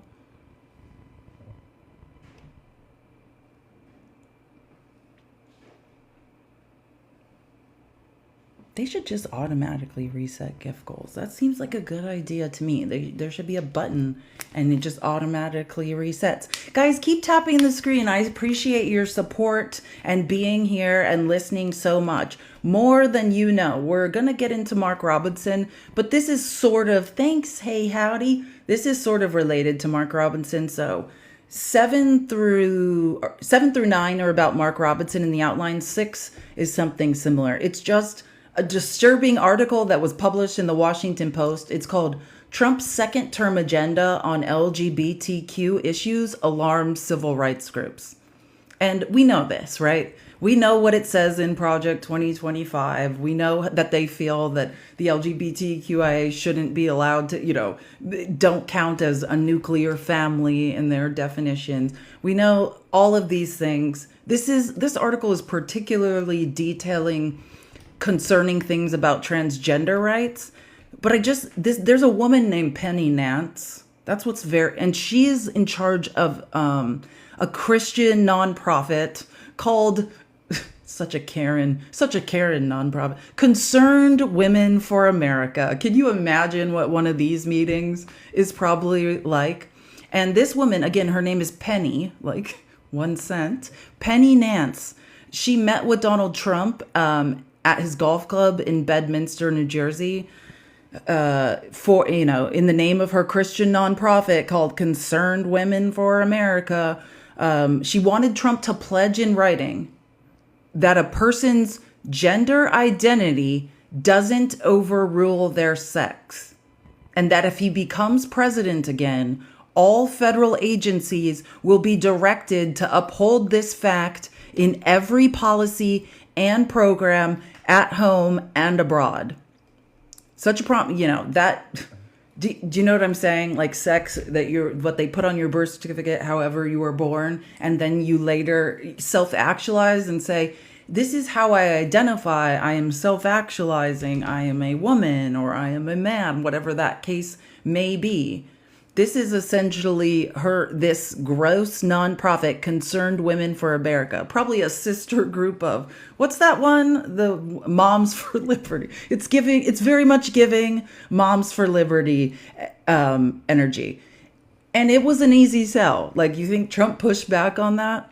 It would have wide-ranging implications, the form emphasized, affecting schools, prisons, shelters, healthcare providers, the military, and more. But it was an easy sell, Nance recalled of her June 2023 conversation. And Trump soon signed the pledge. On the trail a few days later, and I remember this is how scary it is and how many Trump rallies I've watched. I literally remember this quote.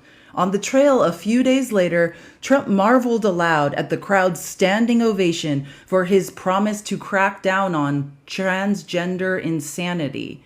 This is the quote. It's amazing how strongly people feel about that. You see, I'm talking about cutting taxes. People go like that, he said, mimicking a polite reserved clap. I talk about transgender, everyone goes crazy, he added. Who would have thought? Like, this is a gross populist willing to take away the rights of an entire cross-section of America and disenfranchise them, dehumanize them, and put them in danger because he got a large clap. Like, that's exactly what he's saying. And I'm not going to go through this whole article, but the reason it's interesting to me, and I put it before the Mark Robinson stuff, is because it just goes to show you people in the Republican Party have a problem with Mark Robinson, not because he is a schmatzi, not because he was endorsing Mein Kampf, not because he expressed interest in owning slaves, not because apparently on that site he's talking about having an affair with his wife's sister. Not for those reasons, but because he is attracted to transgender women. And that is the line apparently in the Republican Party you cannot cross. You can be the literal grossest human being on this mother effing planet, and they have no problem with that. They made him the Republican candidate for governor and called him Martin Luther King Jr. on steroids, a guy who was expressing that the Civil Rights Act was a mistake. But a hair too far for them is, oh, you're attracted to transgender women? Oh, no. Can't have that. Like, the only thing that is not wrong about Mark Robinson is why he's going to be expelled from the Republican Party. So I just want to point out a couple Mark Robinson articles, and then I have a section on him of clips, which I think would probably be better. And I want to get to the stuff about Kamala Harris and the North Carolina Trump rally. So just 7 through 9 is some resources, debate resources.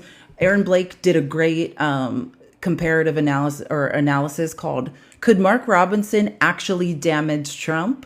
It's more common for flawed presidential candidates to hurt others than vice versa, but every little bit matters, and North Carolina is that important. So I suggest reading that article.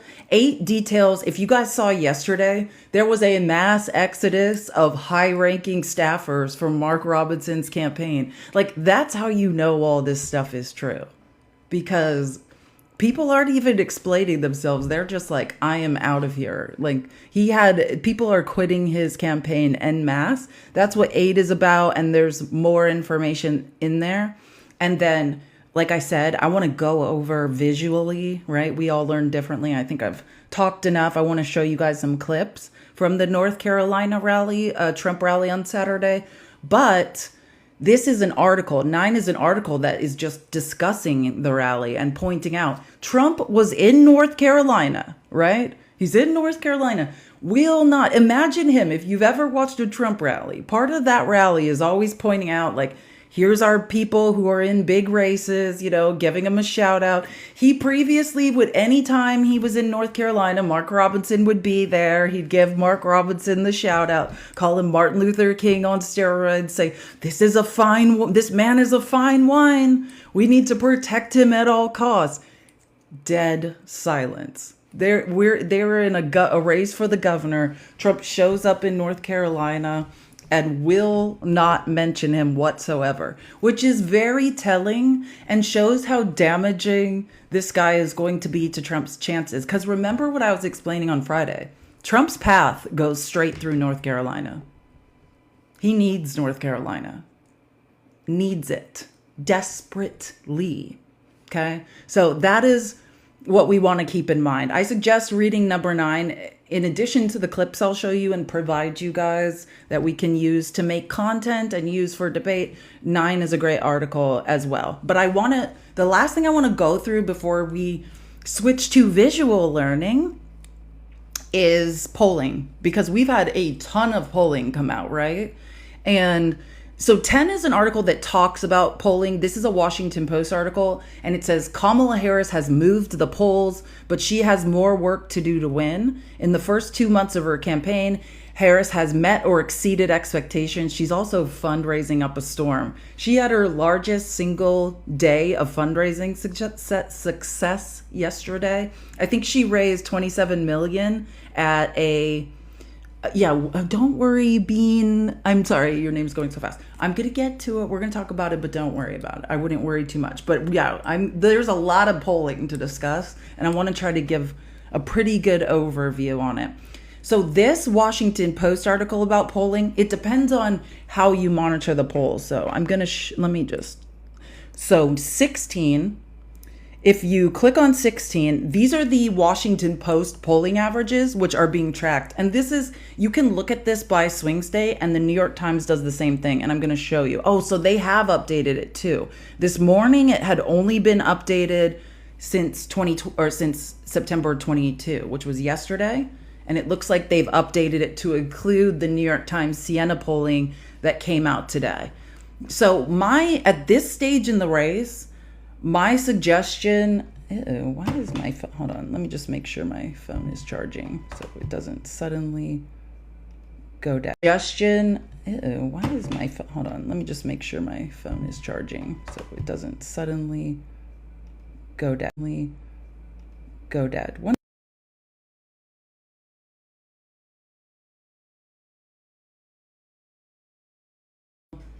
I don't know why my phone wasn't charging, but it is now. Thank God I caught that. Okay, so this has been updated with today's polling, so this is good. So at the stage we are, don't worry. You can look at national polling averages if you want to, but because of the Electoral College, I do not suggest it, right? What's important is to look at the battleground states: North Carolina, Nevada, Arizona, Georgia, Michigan, Pennsylvania, Wisconsin. So this includes, someone in the comments was like, I don't like the Arizona polling.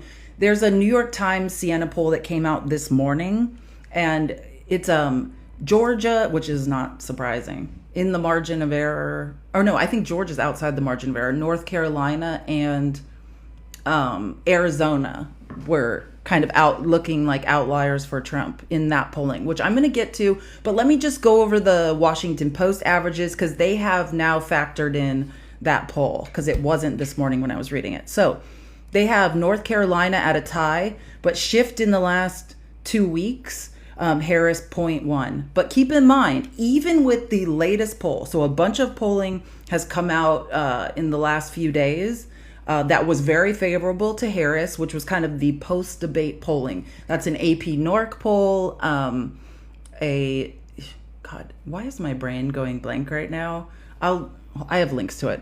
I'll go through which polling is added in. But this morning, a New York Times Siena poll came out, which goes through the 21st. But they themselves mention, when you start getting into the methodology and Nate Cohn's explanation of the poll, that most of the people they polled were done already before the Mark Robinson news came out.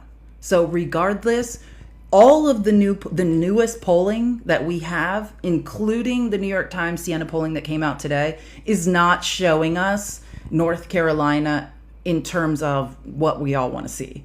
So sorry, we're going to have to wait longer to figure out how the polling is affecting Mark Robinson.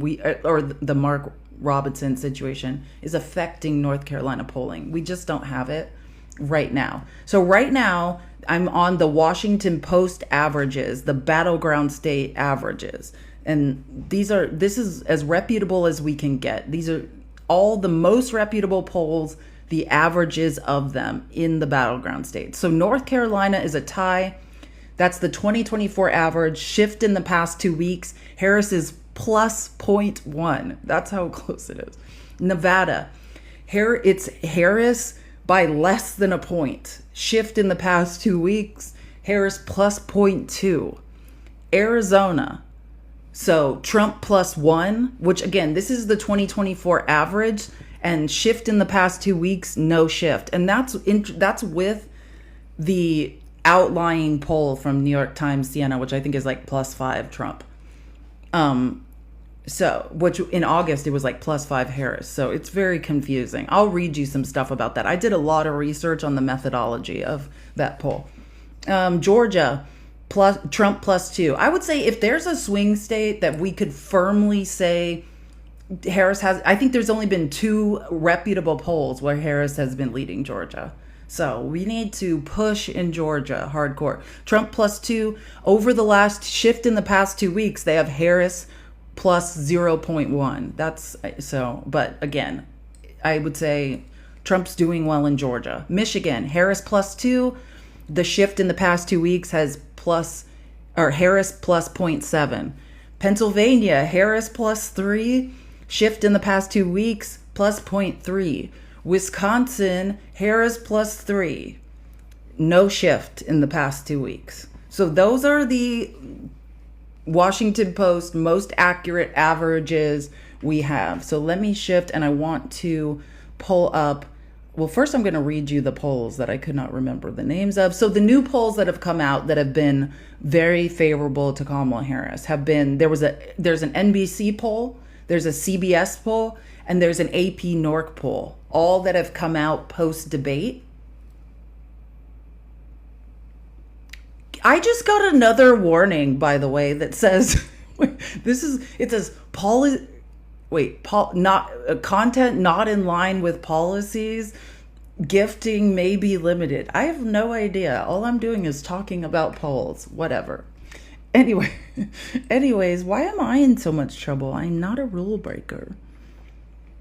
Okay, so again, I have included in the outline, 11 is the information about the NBC poll, which basically that has Harris leading Trump 49-44. CBS poll is similar. Just post-debate, Harris is doing very well. Thank you for subscribing, Kiana. Appreciate it. Love to have you on the team. If you would like to have this outline emailed to you, just screenshot your proof of subscription and send your email address to @FeliceNavidad.live. And when we start sending it out in email form, I will get it to you. And then, so 12 is the CBS poll, similar news, and 13 is the AP NORC poll. What I want to talk about, though, is what someone in the comments had brought up with the polling that came out this morning, the New York Times Siena poll.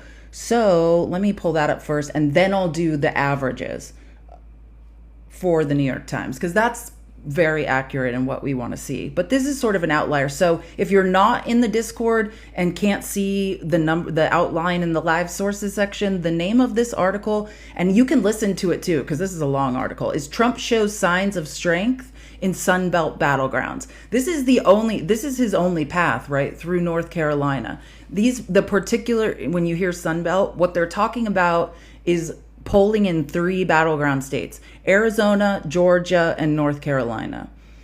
So, and this is just, let me read the methodology again. This is based on New York Times Siena College polls: 713 voters in Arizona, 682 voters in Georgia, and 682 voters in North Carolina. And like I was telling you, this is September 17th through the 21st. But admittedly, when you go through the methodology and you read more in this article, they say we were already done pretty much with the polling prior to the Mark Robinson news. So don't think of this as like a clear picture of what has emerged in North Carolina. This is basically prior to that. So the polls found that Trump has gained a lead in Arizona. Remember, the Washington Post average has him up +2. I would say that's pretty fair.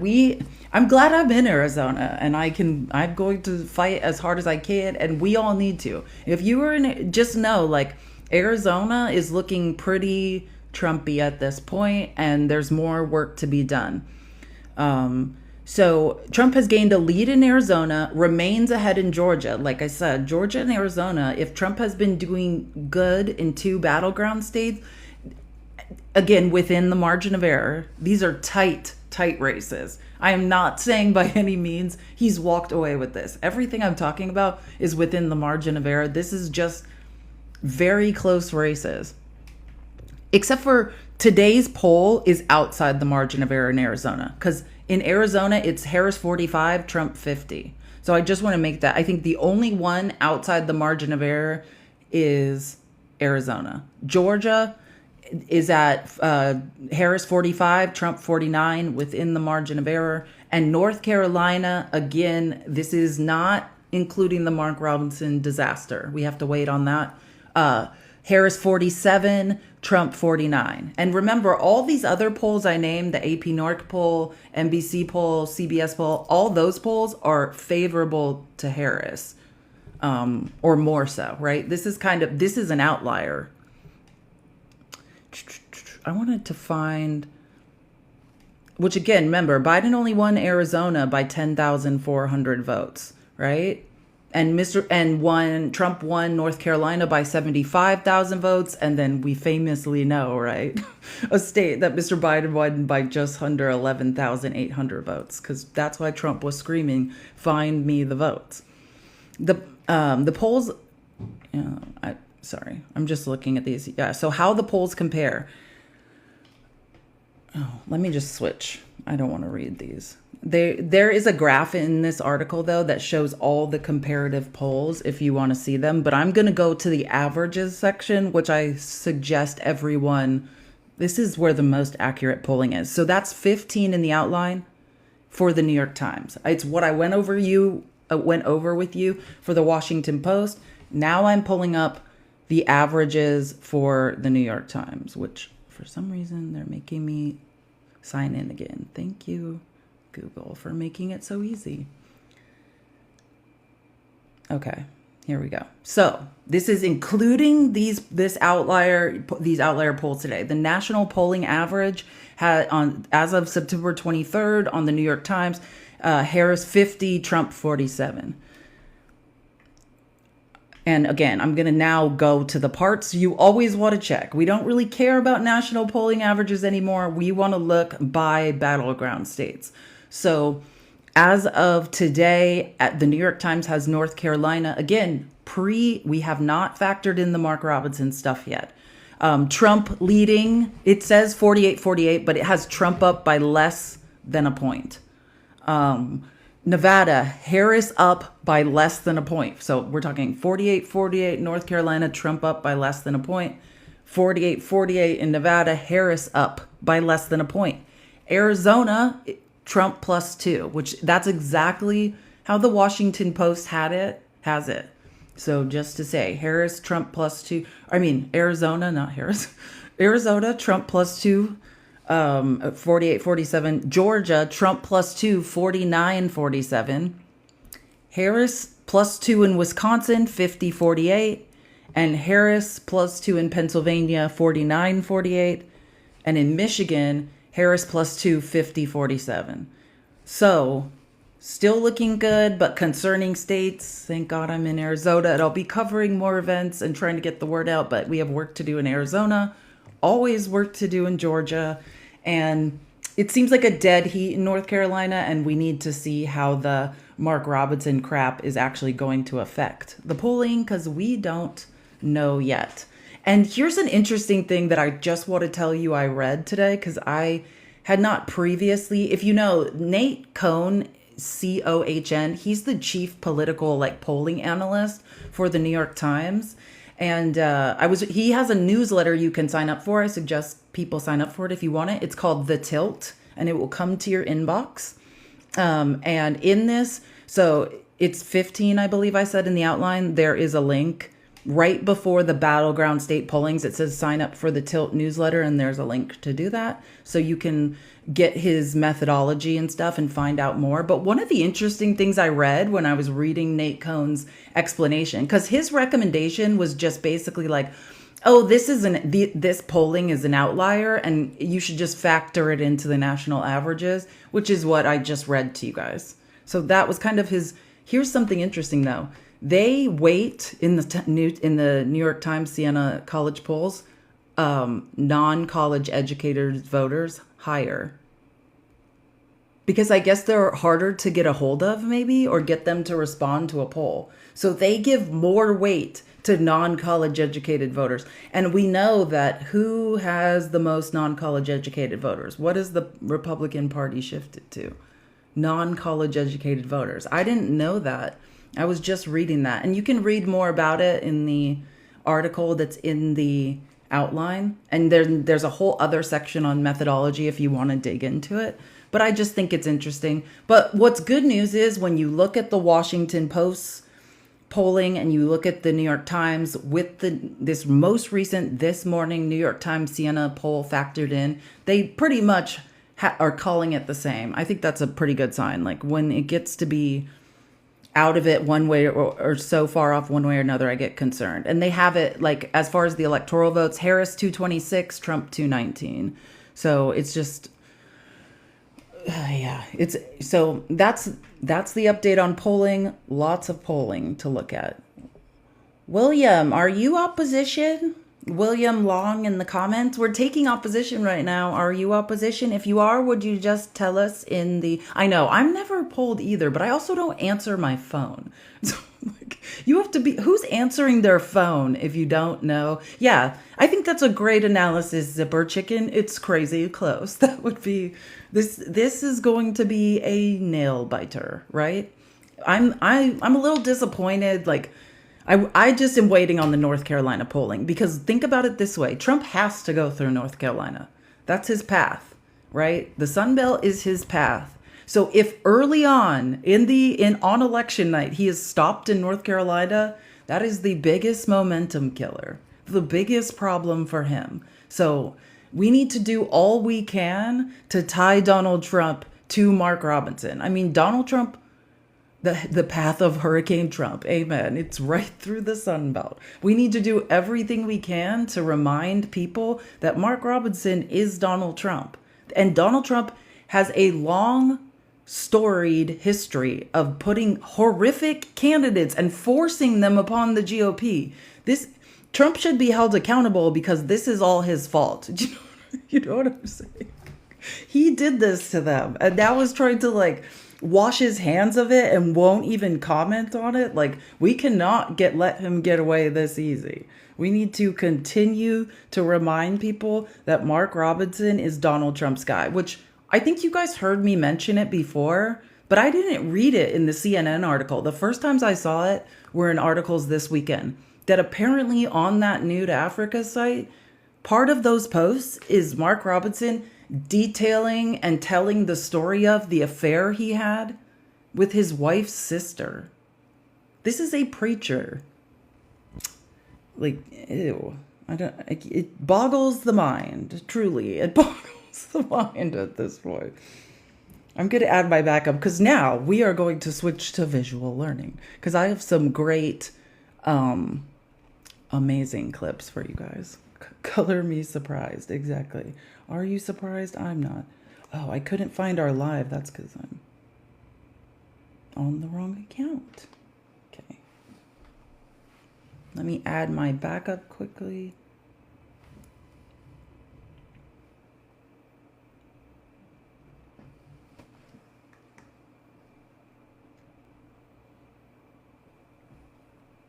This is creepy. Oh, I need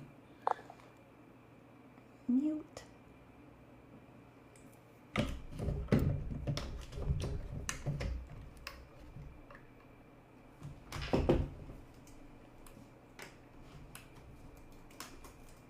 I have to show you guys what Kamala did in Georgia. I don't know if you guys remember. Oh, and also if you guys want to see it, we could take a vote, but I never got to show you guys on Friday some of this amazing congressional hearing that happened in Jasmine Crockett and Jared Moskowitz like tearing it up. They keep having these hearings to try to discredit the Democrats.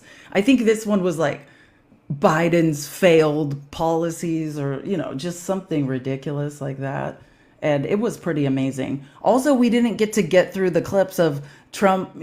On Friday, Trump basically gave a series, or on Thursday night, but when we were in our live on Friday, I didn't get to the clips, but Trump, was speaking to at like fundraisers and stuff, speaking to like the Jewish people, basically blaming the Jewish people if if Kamala is to be elected. Oh, guys, and an update on merch. Look at this merch. This is a crew neck sweatshirt. Pretty cool, huh? We're just ironing out the last details of the merch issues, but it will be coming soon. Merch, this is another crew neck sweatshirt, but it's gonna be super cool. Benny is doing big things. Benny's absolutely amazing. So, but what I want to show you guys, and I think everybody needs to see, because again, remember, tomorrow Danielle Kramer's gonna be here. If you want to follow her on TikTok, I put it in the Discord this morning. Her name is In Bed with Danielle. She's a sexologist, but most importantly, women's health and abortion expert. She's paid to speak on these things, like all over the world, PhD, amazing person. And she's going to be kind enough to do a question and answer session with us tomorrow. So, I'm having a hard time on my own addressing the Amber Thurman stuff and the Candy Miller stuff. All of these reports that are coming out by ProPublica of absolutely preventable deaths. Yeah. And so that we're going to do a Q&A, invite people, people that need to hear this stuff. People, if you're trying to get your husband or your son or whoever it is to understand what's going on, why women's health, they don't understand maternal deserts, any issue around women's health. Thank you for subscribing. She will be here tomorrow, and I know we all love to ask her questions. So we're going to have time for that, and that should be amazing. So just plan on that tomorrow. I'm going to put together, maybe I'll try to get some resources together as I study tonight to not embarrass myself in front of Danielle. And then I'll put those links in the Discord. But just the good place to start is the news that came out last week. The Amber Thurman ProPublica story and the Candy Miller ProPublica story.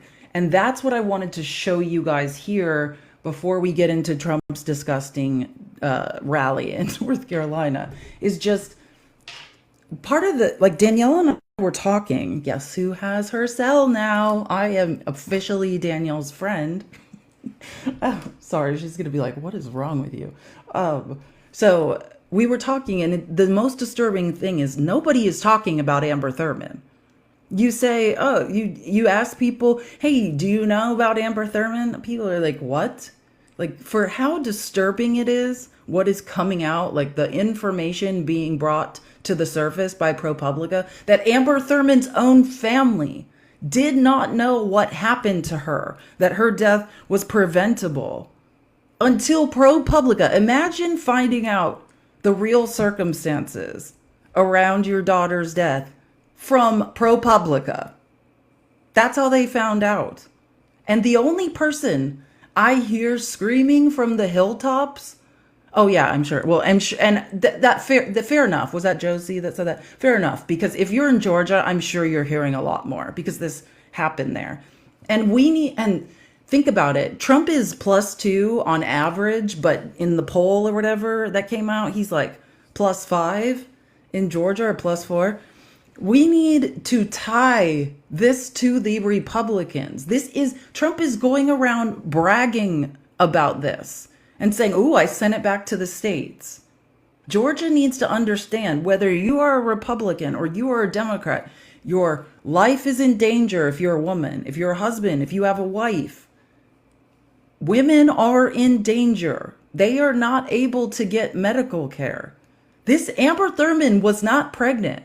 She had gone to North Carolina, right? She had taken mifepristone, right? She just had an infection inside of her. It's not that she was at a Georgia hospital saying, terminate a pregnancy.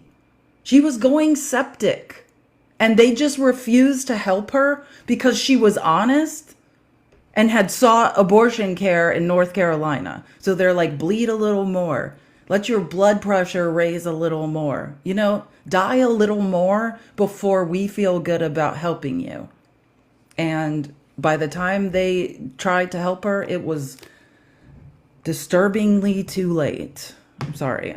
I will not cry. That's why we're bringing Danielle in. She could talk about this stuff without starting to sob. But and then it was too late. And trust me, just everyone bring your box of tissues tomorrow because it's going to be a tough one. But again, I'm starting at the bottom of the outline, and if the beginning of these sections are the bottom of the section. So I'm starting at number 12.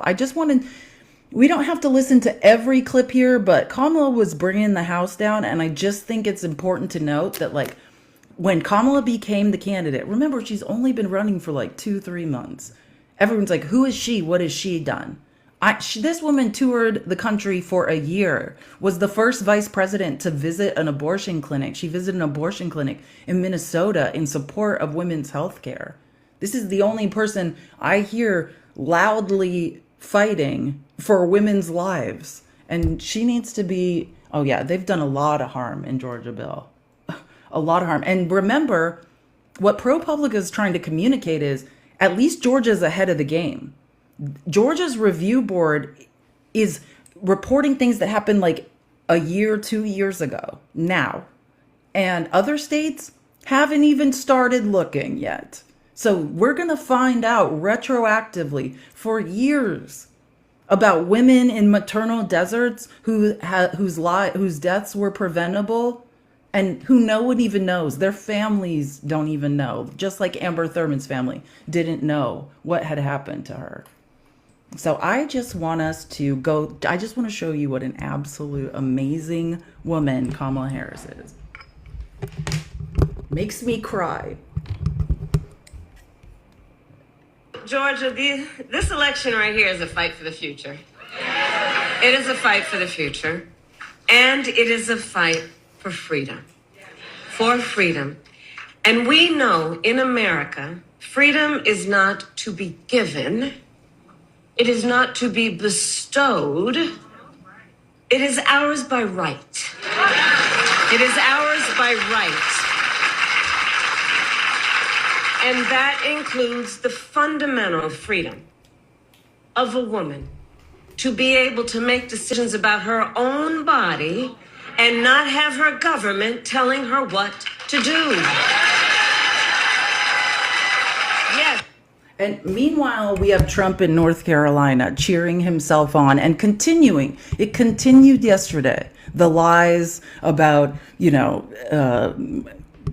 babies are born and then they're being unalived. Like, he still has not given up that shtick. Oh, listen to how fired up was. And again, this was in Georgia on Friday. She specifically is speaking about abortion, and she is pissed off. And I love every second of this. 1 in 3 women in America lives in a state with a Trump abortion ban. This includes Georgia and every state in the South except Virginia. Think about that when you also combine that with what we know has been longstanding neglect around an issue like maternal mortality. Think about that when you compound that with what has been longstanding neglect of women in communities with a lack of the adequate resources they need for health care, prenatal, during their pregnancy, postpartum. Think about that. And these hypocrites want to start talking about this is in the best interest of women and children. Well, where you been? Where you been when it comes to taking care of the women and children of America? Where you been? How dare they? How dare they? Come on. Amen. I know. I love her too, Joanna. Listen to this. She was on fire. You could just, like, that's the thing. I want to feel someone's passion about this issue, and I can feel hers. And she was headed to nursing school. And her name, and we will speak her name, Amber Nicole Thurman. Amber Nicole Thurman. That's right. God, I'm going to get emotional. His running mate, and they'll talk about, oh, yeah, but I do believe in the exception to save the mother's life. Okay, all right, let's break that down, shall we? Let's break that down. Let's break that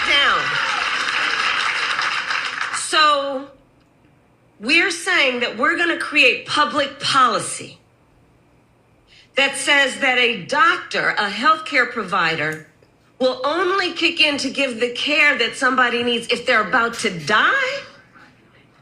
Think about what we are saying right now. You're saying that good policy, logical policy, moral policy, humane policy is about saying that a healthcare provider will only start providing that care when you're about to die?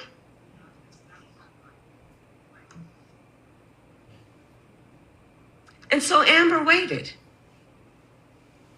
20 hours. 20 hours. Excruciating hours. Until finally she was in enough physical distress that her doctors thought they would be okay to treat her.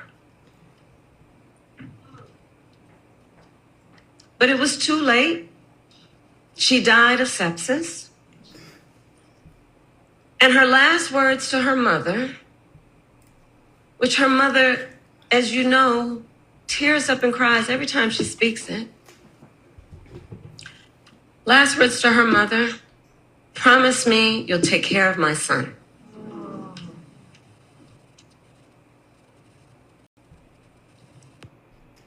Now that's number 9 in the outline in case anyone wants to use it for content. Again, all of this stuff will be in the Discord live sources section. Every clip you see on here a link will be provided to it on X so you can get it and use it to make content of your own. We are going to make an army armed with the truth. Sorry, I know this is hard, guys, but it was so moving when I saw this.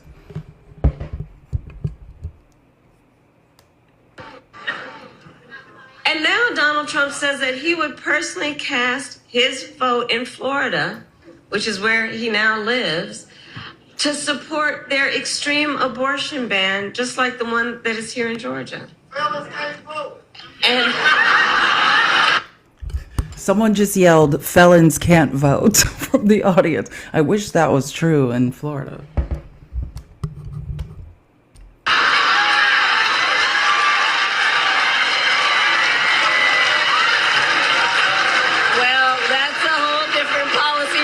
discussion that we'll have for another day.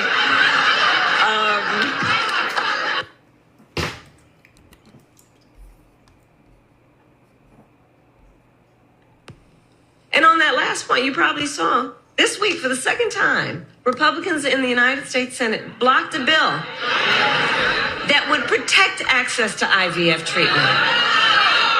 Now, consider among the multitude of ironies the fact that on the one hand, these extremists want to tell women they don't have the freedom to end an unwanted pregnancy. And on the other hand, these extremists are telling women and their partners they don't have the freedom to start a family. Okay. And they want to restrict access to contraception as well. Yeah. Make it make sense. And furthermore, ending the child tax credits. Trump still hasn't. There's a great, as long as let me just find the resource right now, because there's an amazing article for debate resources, or for a debate resource. It is called, it's number 21 in the outline. Oh, no, not that one. That was also disturbing. 20 in the outline. For some parents, surging childcare costs could determine how they vote. And it's talking to independent voters and moderates who are saying, I'm not a Democrat, but I'm going to vote for the person that gives it how I pay for childcare, right?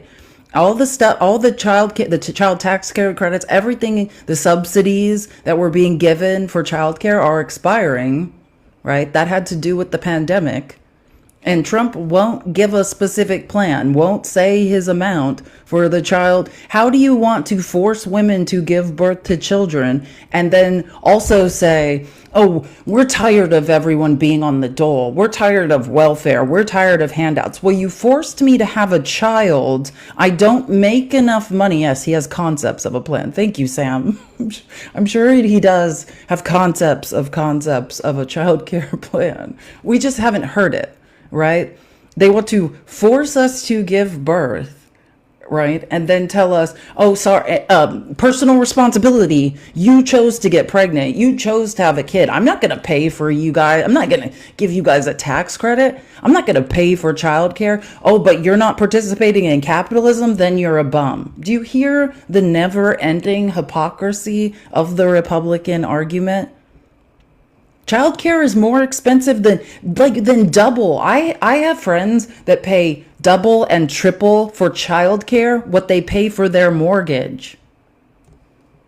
There has to be a plan for childcare in this country. There has to, and elder care. We have too many boomers retiring, and too many of us are going to be responsible for taking care of our parents. There needs to be a plan for childcare and elder care.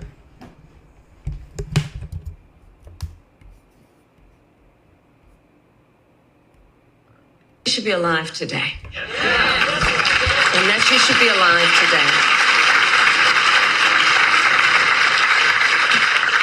today. And many of us remember, there's so many leaders here, from 2 years ago when the Dobbs decision came down. We knew this could happen. There is a word, preventable, and there is another word, predictable.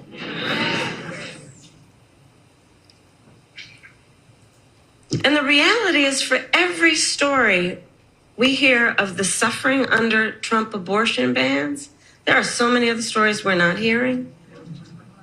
But where suffering is happening every day in our country. An untold number of people suffering. Women who are also being made to feel as though they did something wrong. The judgment factor here is outrageous. Being made to feel as though they are criminals, as though they are alone.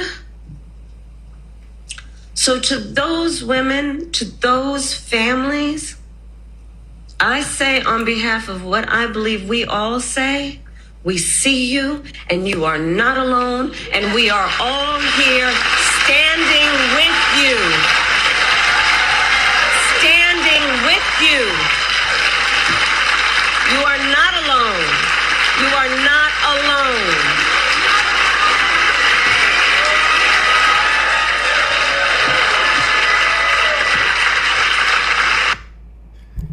Amen, low frequencies. Well said. You will never hear those words. You will never hear effective empathy out of a Republican. Just, oh, we force you to give birth. Well, personal responsibility. Now you need to figure it out. Figure it out. Like, and what she said is right. The shame around seeking healthcare in both cases, like that's what happened to Amber Thurman, right? She was not even going to a Georgia hospital to ask them to terminate a pregnancy. She wasn't pregnant any longer. There was no viable pregnancy. There was tissue that was necrotic and causing a horrific infection, and she was going septic, and she couldn't get health care. And Candy Miller, who we'll learn about tomorrow, different situation, but also equally horrible. She thought she would be jailed if she even sought medical care, right? So this is a person with lupus, severe diabetes. I can't remember. And there's some other illness. She was told by a doctor she can't survive another pregnancy. But because of what the Republicans said, oh, we're going to find you in Georgia. If you seek abortion care, that's illegal, and we have everyone on a list. Remember post-Dobbs decision, what the Republicans were saying in Georgia. So she just got a pill, right? Stayed at home, went septic. Like it's the shame around these things. And then you're dying and in horrific pain and thinking, I can't go to a hospital because I'm going to be in trouble. It's a crime. Oh, blood pressure. Yes. Thank you, Joanna. Yeah. Hypertension is another. We'll learn. Don't worry. Danielle's going to educate us all tomorrow. But imagine thinking, you're literally dying thinking, well, I can't go to the hospital. She's surrounded by her children. Can't go to the hospital. In our debate last week,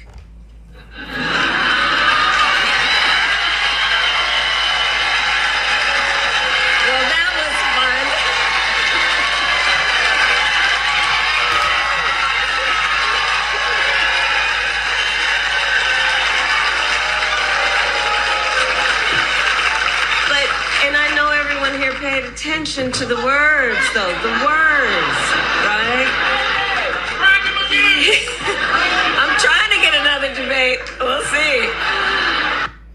Yeah, update on that. If you saw what's going on in the news, so Kamala Harris agreed to a CNN debate, and Trump at his North Carolina rally was chickened out and basically was like, "Oh, it's too late. Like, I'm not going to debate." But it said she has agreed to another debate. I believe on like the 20 something.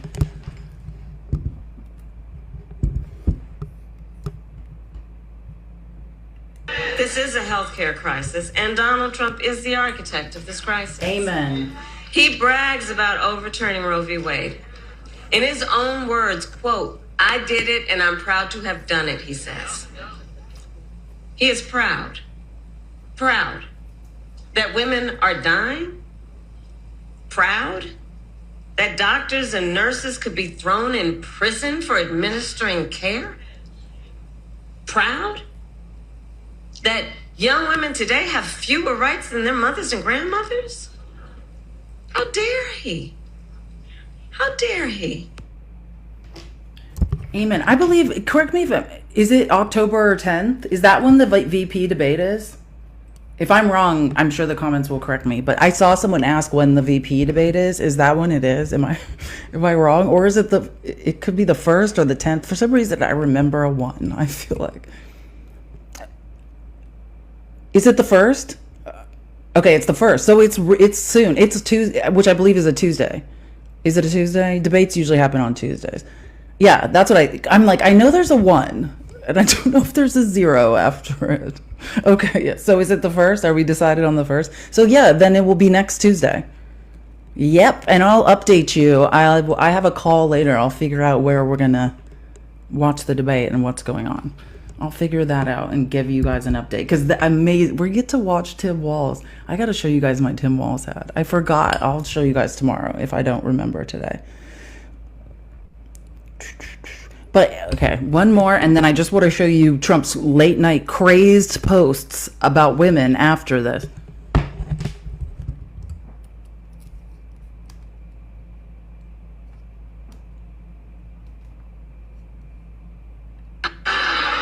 But in our debate last week, remember when he said Everyone wanted Roe v. Wade to be overturned.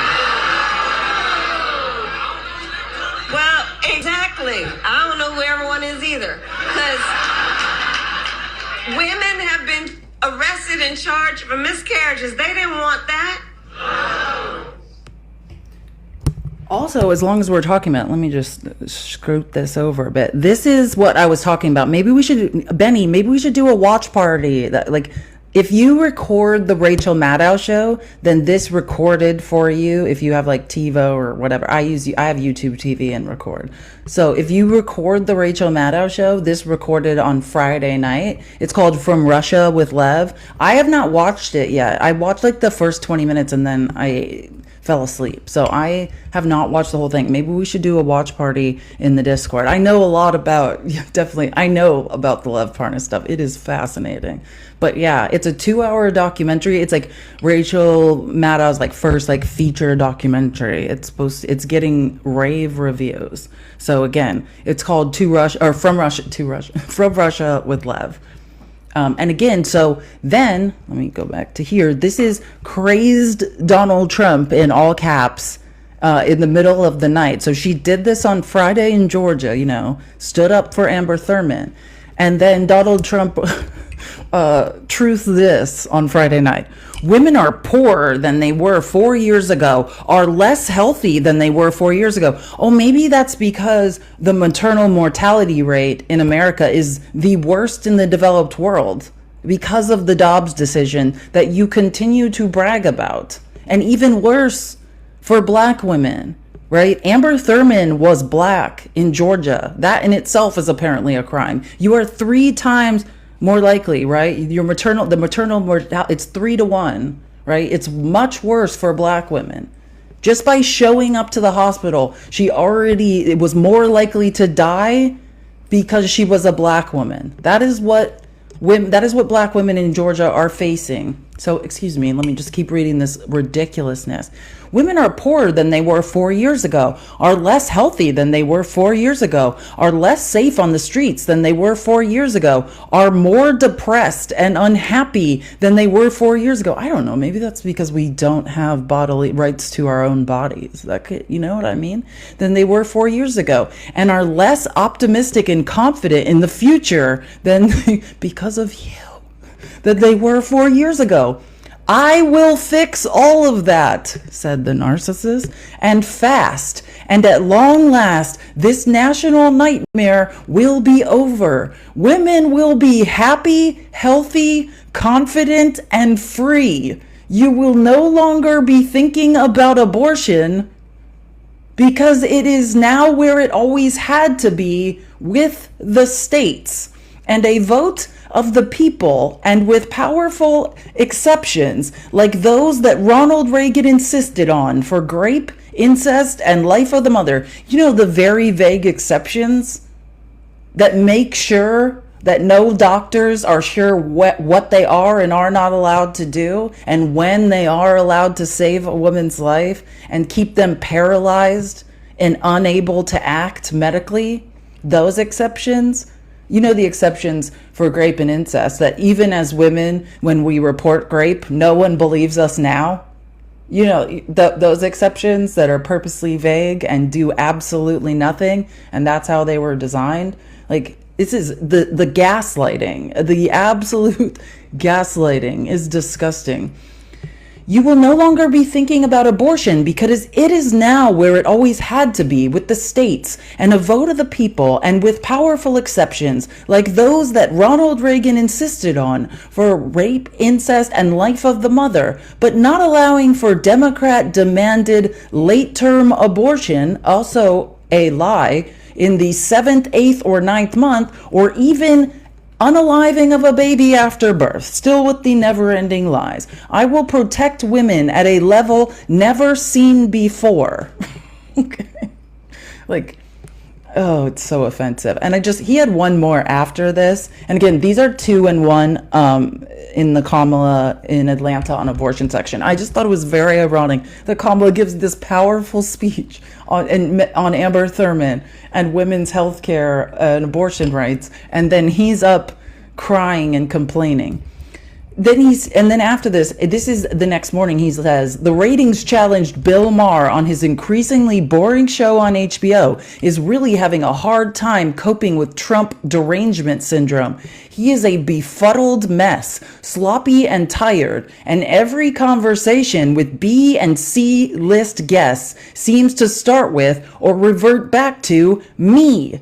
This week, he had, and this is why I love Stephanie Earle. If you don't know, she has a show on MSNBC. And he says this week he had dumb as a rock bimbo Stephanie Rule from MSDNC on the show, along with a Trump-hating loser, Brett Stevens, who seemed totally confused and unsure of himself, very much like Maher himself. Stevens should find himself another line of work, because I'm driving the failing New York Times absolutely crazy, and it is very hard, perhaps impossible, for a writer to write well of me without suffering the wrath of the degenerate editors who, with a push from the top, have gone insane. They apologized to their readers in 2016 for their complete and total miss, and they'll do it again in November. The failing New York Times is a badly run newspaper that has totally lost its way. Put it to sleep. Now, obviously he doesn't say specifically what he hates, but the New York Times did a analysis on, like, they literally show with photos people leaving Trump's rallies. Wait, hold on. Let me see if I can. I think I can just pull it up now and show you. I'll just show you an example and you can look it up. But and there's a link to this. I think I have it at the end of the Trump rally stuff. Yeah, I do. This is just an example. These are like time-lapse photos from this is the Arizona rally in Glendale that I was denied entry to. Examples of crowd thinning during Trump's speech in Glendale, Arizona. And they have it after 6 minutes. And then they have after 1 hour and 14 minutes. And they show the crowd lessening. And I think that probably has something to do with Trump's being furious at the New York Times. I mean, who knows? He's always furious at the New York Times. But I think that he no likey that they're calling him out.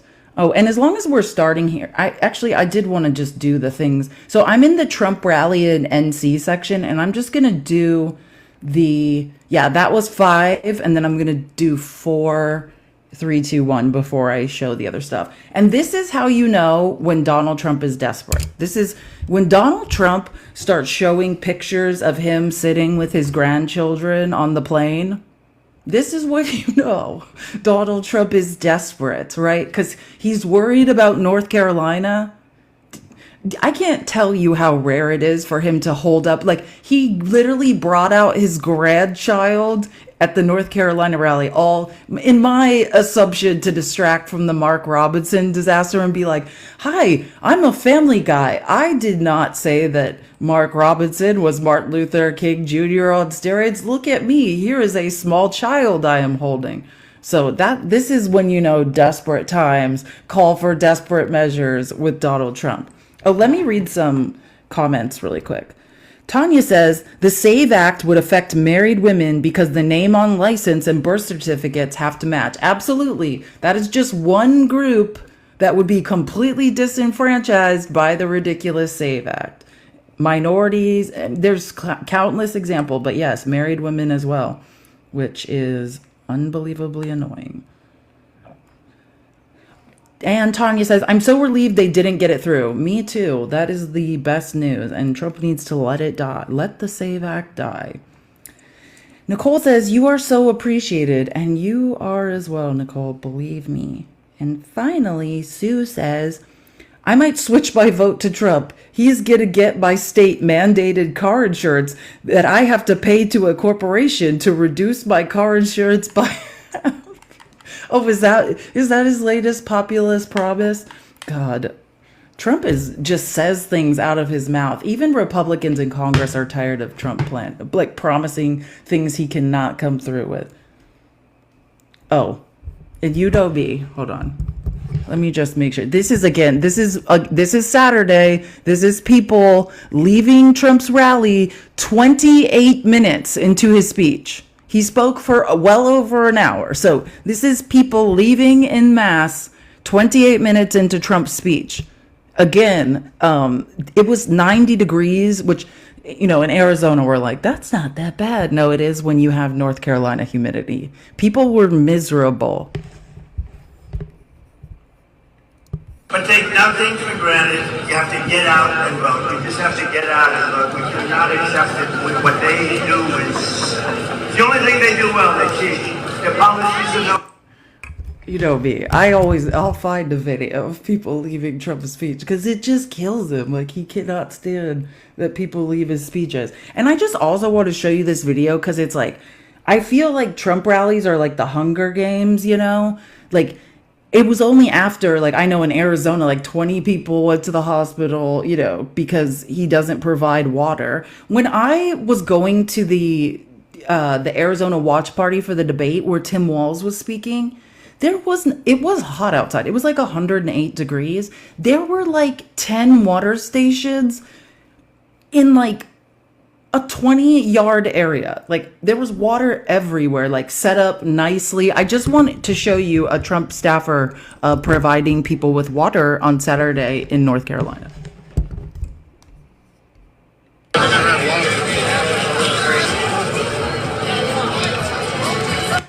They literally threw it on the ground, and then people are just like wrestling for it, like animals. I'm just pointing out again, if you would like these, like, the people leaving the rally is 3, this is 2. Oh, and I just, before we start because I found these after I'd already done most of the section, so I just added them to the top. But you prepare yourselves to be disgusted. Okay, here is a woman whose lifelong goal, I guess, was to have a gold bedazzled Trump Mercedes, and Margarine Green's boyfriend is interviewing her about it, and she would like to tell you about it now. About what is on the hood? Okay, well, it was a Mercedes I was sitting in my house for a while, and I've always wanted gold Mercedes, and until Trump came around, I was like, I want a gold Trump Mercedes. So it took us about a year to get this going, and, everybody loves it. We love it. We're just debuting it. We debuted it in New York, and now it's the second time debuting it. All right, let's go ahead and show this thing, and you can voice it over. I want people to see that. Let's talk about what's on the hood. Well, we got President Trump to actually sign this, and I was in Bedminster about a month ago. That is the video, and it was incredible because he spent around 15. Yeah, I just want to make sure we're clear on what is going on here. Yes, that is like, exactly. Is this from the 80s or something? No, but it seems like we have gotten in a time machine and this cannot possibly be real. And it's like an iridescent, it looks like a hologram type gold. And it's like a seal with Trump's face on it on the hood, which I guess next to it he signed. And what they're doing is showing that they drove this thing. They're driving it all over, That's what these do. These people are like, what are the people that follow Jimmy Buffett's concerts called, like parrot heads or whatever? That's what these people do. There's a certain like group of people that go from like state to state following Trump rallies around. And he's showing the video of they drove it to Bedminster in New Jersey and had Trump sign it, I guess to prove that like that's really Trump's signature. And it only gets worse. 20 minutes with us talking about it, and he loved the car. So he did not. That is the video, and it was incredible because he spent around 15-20 minutes with us talking about it, and he loved the car. So did you drive it to Bedminster? Well, here's the thing. We drove from New York back to Dallas, and then we've been driving to a few places, and everybody loves it. They keep videotaping all this stuff. We also have Trump jeweled on the top, and then by the time this year is over, we're going to have more jeweled stuff everywhere. Yeah. And now... Well, I don't know about you guys, but I can wait. Can you guys wait? I think we could all wait and hopefully never have to see it. It's tacky. I don't know if you get it. They bedazzled the top of the car. Like, that's what she's saying. And she's saying like, oh, we're going to bedazzle more. Like, please don't, but you do you, lady. We can't stop you. We obviously can't stop you. Now, there's just a couple things I need to show you that are disgusting about this Trump rally. But again, I just did the top 5 and now I'm starting again at the bottom, which is the beginning. And this is one of the more disgusting things I've ever heard Margarine's boyfriend say. And I think we should all post it after this live on our social media, because nobody should ever forget that gross Margarine's boyfriend, Brian Glenn, said this on Saturday at the Trump rally. If you go to a polling center and you see busloads, van loads of people walking up to vote that clearly perhaps look like they could be, let's just make sure people are checking IDs. Because if people are going in with zero ID and they're not a U.S. citizen, they shouldn't be allowed to vote, period. So we need poll watchers that can perhaps sound the alarm if they think that is going on, so that maybe some election officials can double check on that. So if we start to see all these caravan of people coming in, let's make sure they're all legal before we allow them to vote. It's as simple as that. Yeah, so that's 32 on the outline in the Trump rally in North Carolina section. That is 32. I do suggest we all make a video about Brian Glenn being gross and a bigot. Like, just to be clear, when did we hear about caravans? Oh yeah, that's what Trump said about people come after he destabilized Venezuela's economy. And tried to do a failed coup, and then the Venezuelans were coming to the southern border, and then he called them caravans. Remember that? So he's saying, they're saying brown and black people. Watch out for groups of brown and black people trying to cast votes, and stop them and card them, and alert election workers. I don't know if they literally are suggesting to violate brown and black people's constitutional rights at the polls. There's no other way to describe. I mean, okay, now that I just said that, just listen one more time to how, and he's dead serious. And like, what is this guy doing too? Like, maybe rethink your career. Like, if I heard that man say this, I wouldn't then just be sitting here like, like, feel like, I think I'm in the wrong place. No, he doesn't. Someone said he doesn't mention a color. No, he's talking, yeah, that's the point. He's talking about undocumented immigrants. And saying, you know, and talking about caravans. Like, listen to what he says. If you go to a polling center and you see busloads, van loads of people walking up to vote that clearly perhaps look like they could be, let's just make sure people are checking IDs. Because if people are going in with zero ID and they're not a U.S. citizen, they shouldn't be allowed to vote, period. So we need poll watchers that can perhaps sound the alarm if they think that is going on, so that maybe some election officials can double check on that. So in, let's make sure they're all legal before we allow them to vote. It's as simple as that. If they look like they could be, can't say that. He had to literally stop himself. I think Hey Howdy said that. That's my point. And then he starts using the buzzwords like caravans. We know that's Trump's word, referring to Venezuelans making their way to the southern border. He's saying, hey, if you see a group of you know who might not, you need to card them. They need to show ID to vote. Like, this is outrageous that he's saying this. Oh God. And then after you're done making a video about that, that's 32. This is 31. And then we all need to just be prepared to be enraged. This is someone who's asked about Mark Robinson at the Trump rally. And this is giving Herschel Walker runoff circa 2022 vibe. Very sorry to hear about it. It's sad to hear, but I feel like he's still the better choice over Mr. Stein. Mr. Stein is very much like our current governor. He has not supported the rights of the unborn. That's a big thing to me. I will still be voting for Robinson. She's like, you know what? A black schmatzy who literally says that he wishes slavery was legal now. It still says this on his Facebook page. like says that women can't be trusted to vote, that some people need some unaliving. That's apparently detailing the affair he had with his wife's sister. I mean, I could list on and on. And then she just says, I don't think, talking about Roy Cooper protects the lives of the unborn. They have a very strict abortion law going on there. What is it? Is it 12 weeks or something? Like, I mean, this isn't a place where you could just get abortion care up to 24 weeks, which makes sense, you know, when fetuses have bodily autonomy.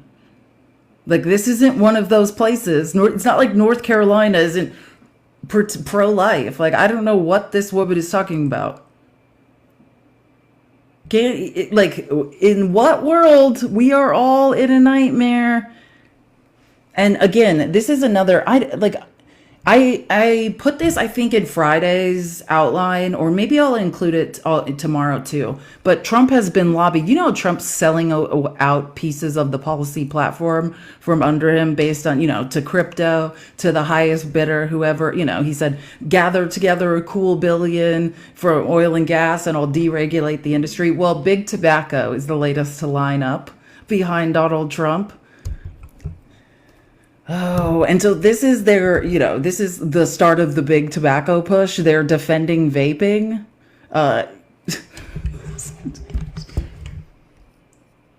Cheeseburgers for people using Bitcoin for the very first time, which was cool to see.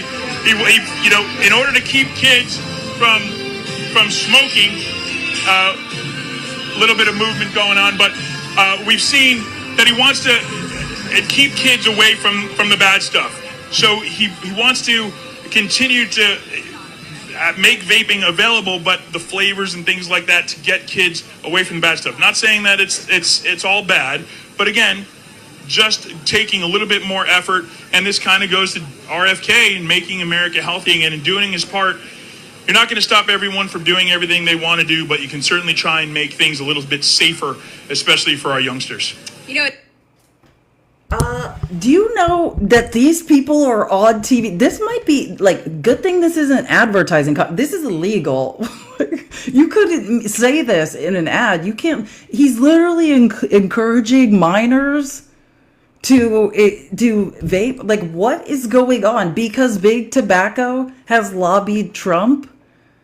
And this is a huge thing. Like, if you know the story of Juul, I believe it was on Netflix when I watched it. There's a documentary that's really worth watching on the history of Juul and how that's how they got around it. And they got a whole generation of children addicted to Juuls. And that's why there's no more like flavored pods and stuff, because they sold Juul as, we're going to get adults off smoking, because it might be less harmful than like the carcinogen and the combustion in cigarettes, but still is extremely damaging and got a bunch of young kids addicted to it. And the FDA got involved because this was a horrible thing. And then Juul was regulated by the FDA. Originally, they were getting around it and saying, oh, this is a device to stop smoking.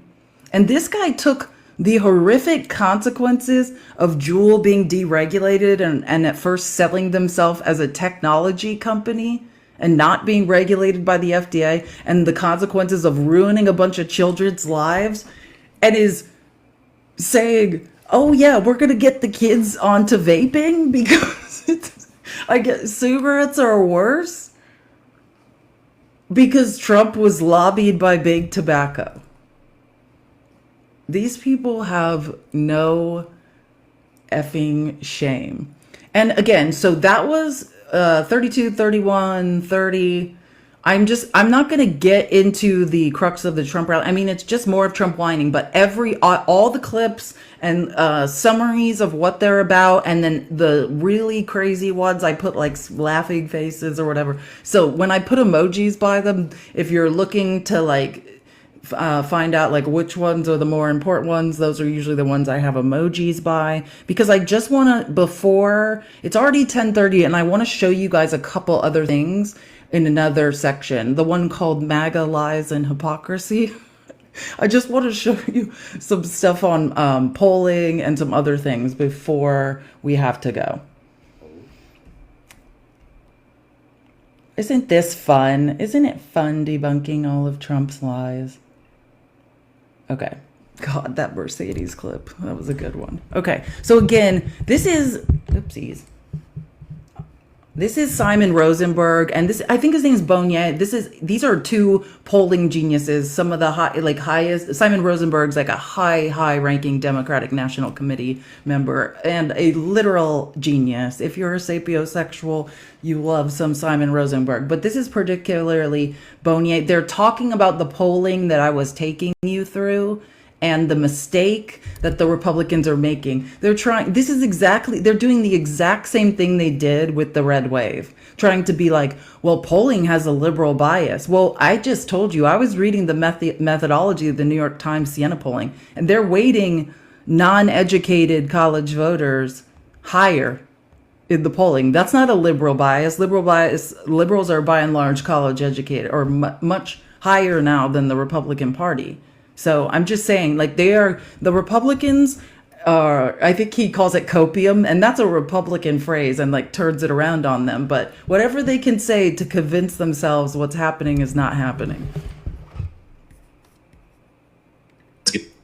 Tom, to you, what do you make of this kind of current moment? Then one of the things you specialize in at TargetSmart is following this voter registration data. So first, where do you think the state of the race is? Then let's get into voter registration data that you see.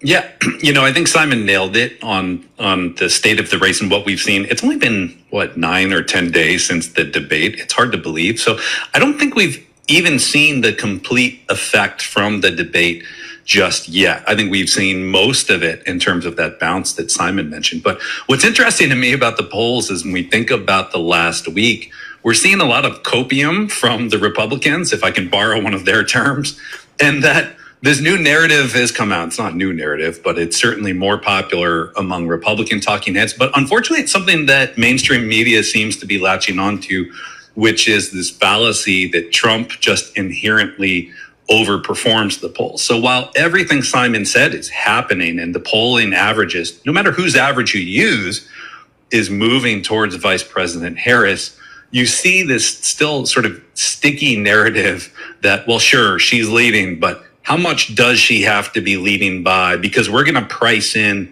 some sort of Democratic bias in the polls. It was only 2 short years ago that we all have talked about a bunch, even before the election on this network, that they were making the same mistake. And so to see that happening now, especially this week in the face of that good polling. Oh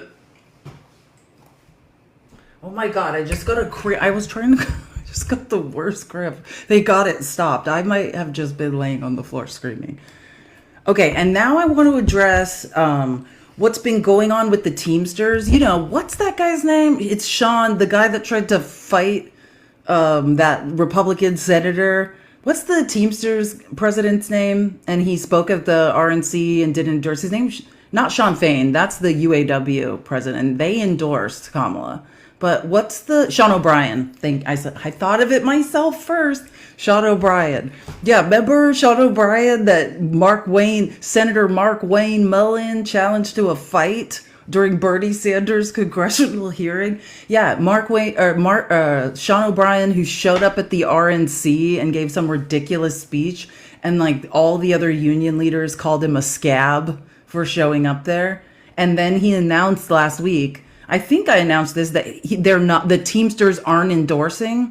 And then immediately, like in every swing state, local Teamsters chapters in swing states came out and started endorsing Kamala.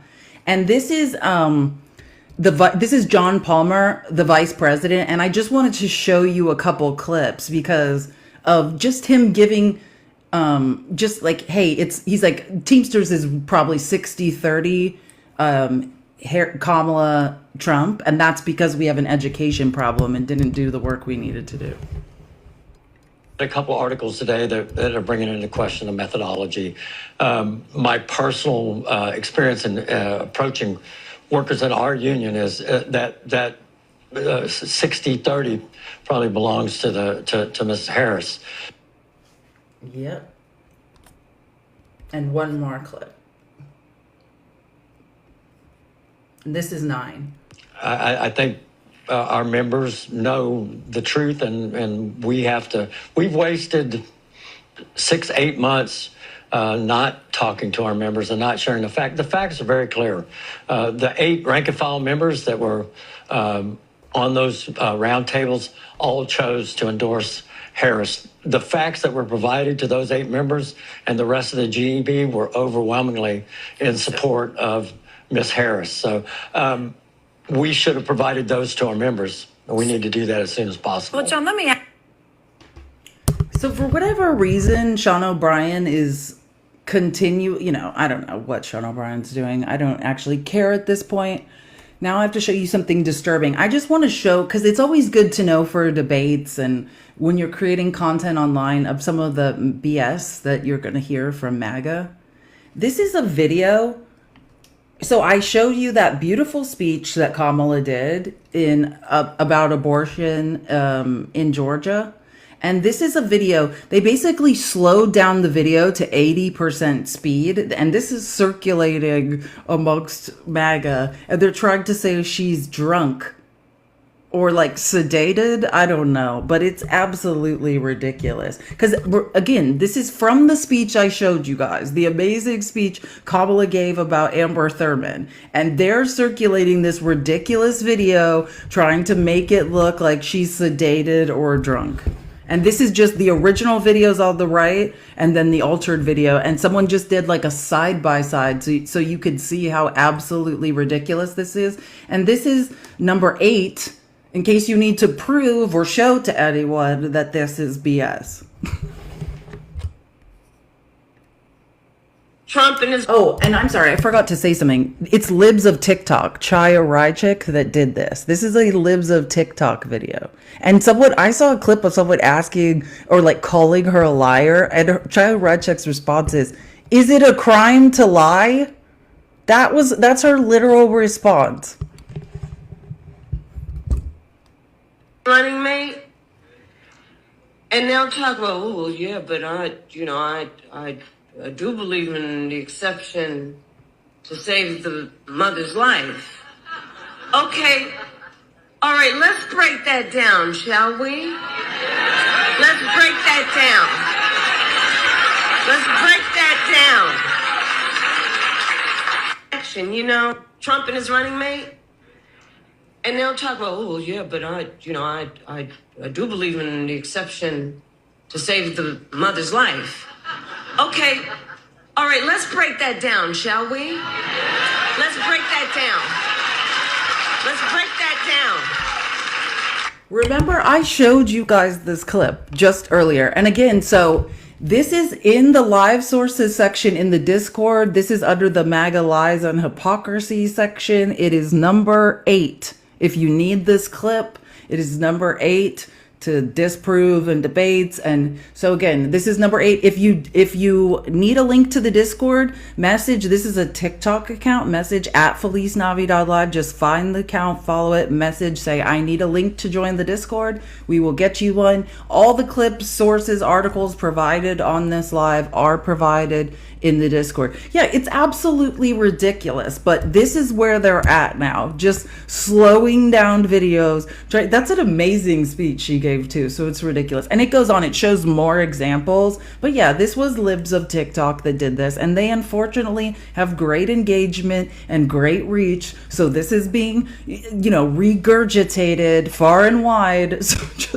just in case you run into this, I want you to be prepared to say, like, hey, I already know this is BS and I have proof. Yeah, desperation. Absolutely, Kelly. This is desperation. Oh, and this is just some more BS I'm just showing you guys that got community noted. This is just like Elon Musk's disinformation machine continues, right? It says, breaking. New leaks indicate that the kids on Tim Walz's football team commonly referred to him as Tim Sandusky. Like Jerry Sandusky, the disgusting guy from Penn State. And then he got community noted, obviously, and says the Sandusky scandal did not become public until 2011, 4 years after Tim Walz left teaching and coaching high school football to become a United States House representative. Yeah, it's disgusting. It's BS. It's gross. But unfortunately, we have to provide the receipts. Thank you for subscribing, Montana. We have to provide the receipts because this is the world we're now living in. So just saying, that's number 7 in case someone brings up that BS.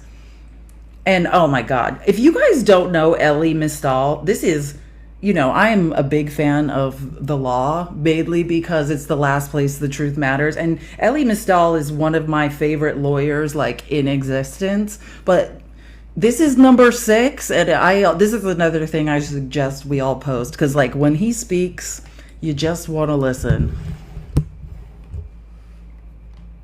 They're in a tough spot, if you think about it, right? They support one of the most obviously violent people to ever run for office, in former President Donald Trump. They support a person who conducts what the scholars would call stochastic terrorism against vulnerable communities, where he spreads lies and misinformation and makes people afraid of vulnerable communities with hopes that that their neighbors, the neighbors of these vulnerable people, will, in the words of Henry II, rid Trump of these turbulent immigrants, right? That's the candidate they support. And now that violence, from reports mainly done by disaffected Trump voters, is coming back around on Donald Trump, and they want the sympathy for that. They want the sympathy for, they now have the candidate who is being shot at. They want us to come together to denounce political violence, which of course everybody does, but they want to denounce political violence in such a way as to also shut down legitimate attacks on Donald Trump's positions and character, and plans for the nation. So they want it both ways.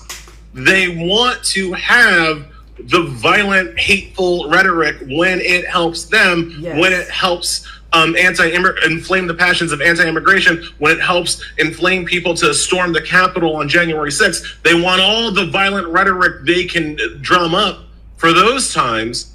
But when political violence is visited upon Donald Trump, they want everybody to tamp down the rhetoric and only play nice and not talk about Trump as a uniquely dangerous threat to American democracy. So they want it both ways, and they can't have it. They can't have it both ways. I know that there are some liberals, there are some Democrats that are willing to give it to them both ways, but I am not. Amen. I'm going to force them to choose, right?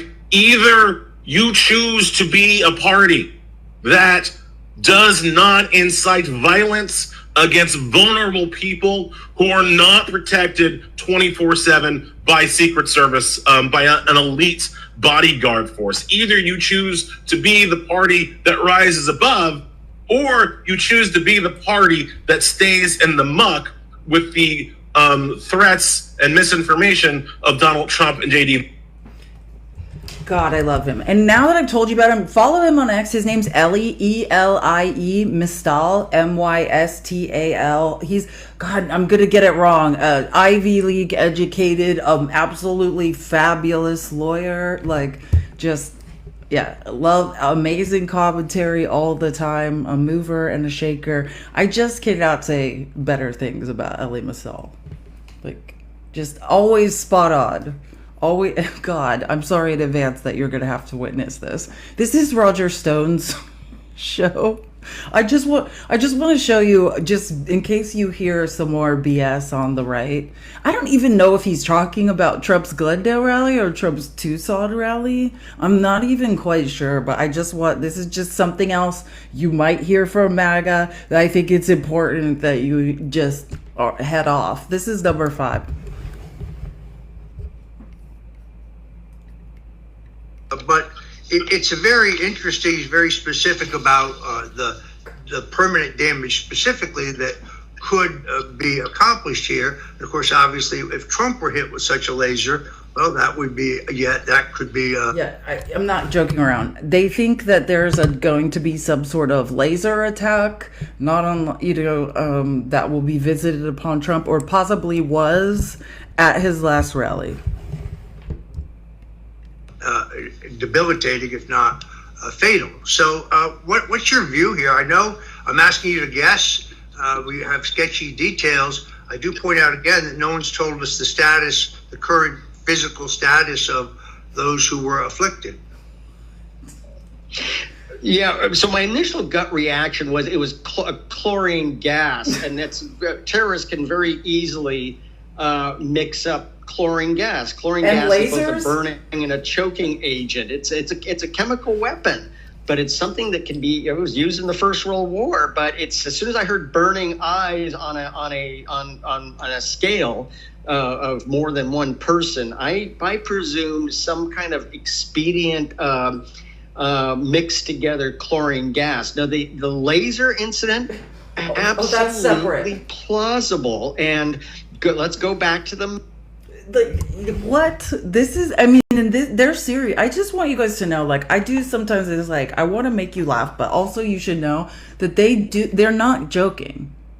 They're really not joking. And so it is important to also note that these people are dead serious. Now, this is, oh my God, it's just important. I told you on Friday that Trump was saying all types of horrific stuff, which is in the Friday's outline. If you want to go back and go through the clips of Trump speaking to Jewish groups and, saying all sorts of outrageous stuff. But this is Jake Tapper talking to the senator from Arkansas, Tom Cotton, about it. And it is gross. And I mean, there's many ways to clip this and use it. And then after that, he's asking him about Mark Robinson. Both, it never ceases to amaze. If you don't watch Sunday Morning Politics, like, this is why you watch it, because Tom Cotton. 2024 election, because at an event earlier this week, ostensibly about combating anti-Semitism, former President Trump suggested that if he loses, it will be the fault of Jewish voters. Take a listen. Any Jewish person that votes for her, especially now, her or the Democrat Party, should have their head examined. If I don't win this election, and I've been very good, they say Trump's been right about everything. In my opinion, the Jewish people would have a lot to do with the loss. Are you comfortable with that? With Donald Trump saying if he loses preemptively, it's the fault of the Jews, a group already experiencing a rise of anti-Semitism in this country from the left and the right, but still preemptively it's the fault of the Jews? Well, Jake, Donald Trump has been saying things like this for at least 11 months since the October 7th attacks. I think the only reason the Democrats latched onto it this week is they see the polling that reflects Donald Trump winning record high amounts of Jewish voters for Republicans. The point he's been making all along is that any Jewish voter, Christian voter, any other kind of voter who cares about Israel, who cares about a relationship with Israel, should not vote for Kamala Harris and Joe Biden. Joe Biden has not backed Israel very much over the last 11 months. Kamala Harris has been much worse. She treats him she treats Benjamin Netanyahu like a school child. She's an assistant principal who's constantly scolding him. She didn't even perform her constitutional duty to preside over the joint session of Congress when he spoke to Congress. So, but I'm not talking about Israel. I'm talking about American Jewish voters. The American Jewish Committee said, quote, whoever a majority of the Jewish community votes for, Jews, roughly 2% of the U.S. population, cannot and should not be blamed for the outcome of the election. Setting up anyone to say we lost because of the Jews is outrageous and dangerous. Thousands of years of history have shown that scapegoating Jews can lead to anti-Semitic hate and violence. That's the nonpartisan American Jewish. So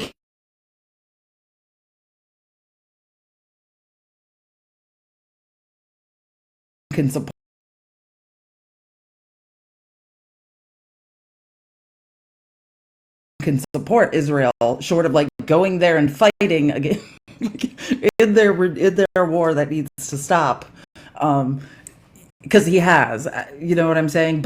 And Jake Tapper saying, no, we're not talking about that. I'm talking to you about Donald Trump and what in his statements on Friday again, which is in the live sources section if you want to check out the clips I provided, because it was very gross.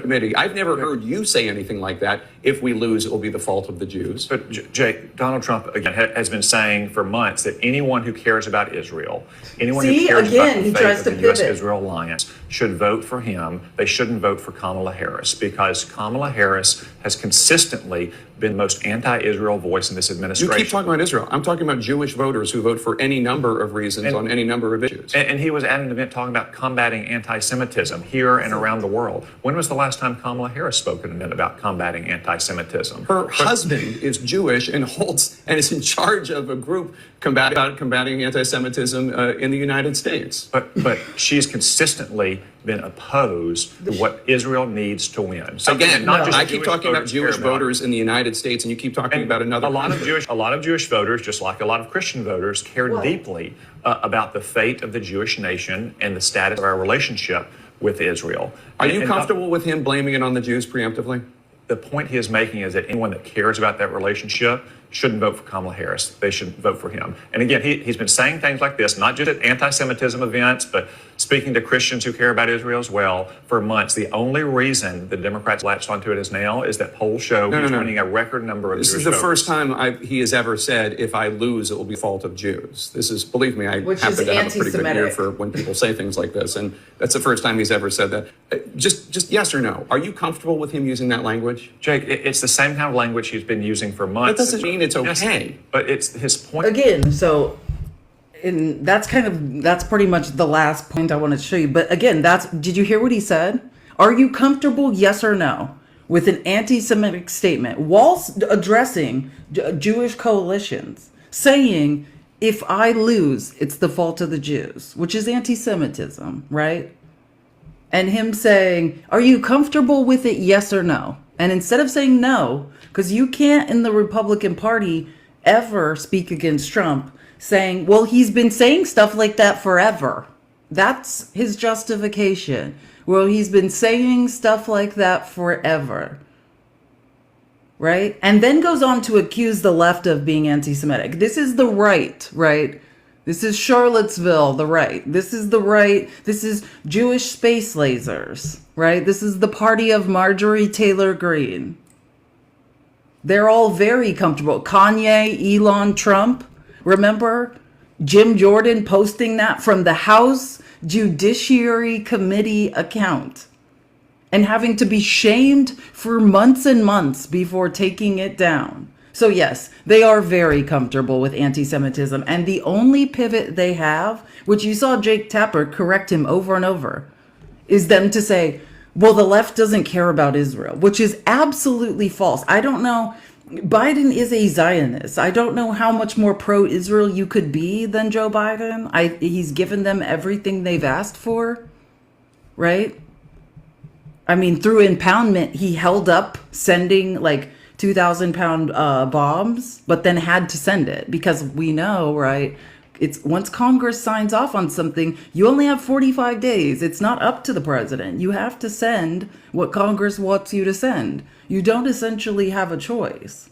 So again, I'm just pointing out the absolute hypocrisy of the Republican Party. And now I just want to show you Jake Tapper talking to him about Mark Robinson. When I was watching the Republican National Convention, I heard Lieutenant Governor Mark Robinson speak. And Lieutenant Governor Mark Robinson, who's your party's nominee for governor in North Carolina, he has been saying... Oh, just quickly, this is Tom Cotton, a senator from Arkansas. Yeah, is that surprising?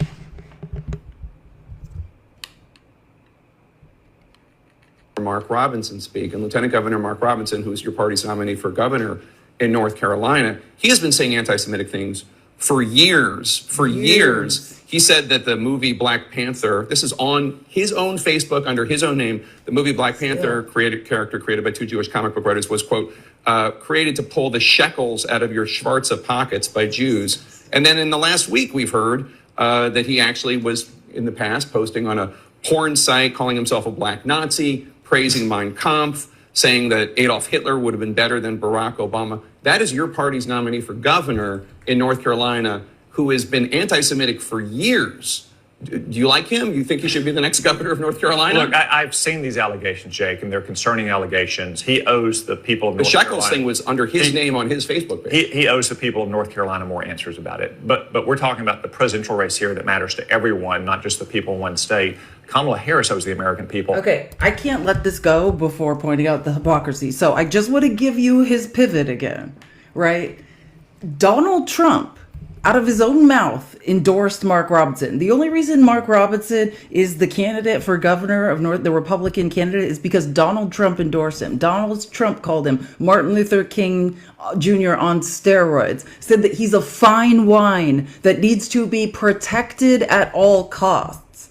And Tom Cotton's nonsensical pivot, right? Because Tom Cotton, remember in the last clip, is screaming about the left's anti-Semitism because we don't support, the G side of Palestinians, which is not anti-Semitism, but to Tom Cotton it is. And so he literally, and now Jake Tapper says, okay, you want to talk about anti-Semitism, can you denounce Mark Robinson? Because that would make you, Tom Cotton, not a giant hypocrite if you did in fact care about anti-Semitism. It was known. That's what Jake Tapper is trying to say here. I'm not talking about what just came out last week. I'm not talking about the nude Africa stuff. This is on his Facebook that he said anti-Semitic things. Can you denounce that? And Tom Cotton's pivot, because of course not.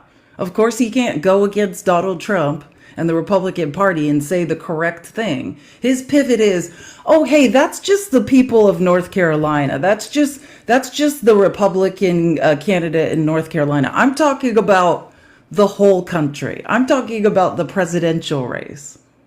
Well, your candidate for president endorsed Mark Robinson and has not come out and said, hey, I denounce all this stuff. And again, this stuff is still living on his Facebook.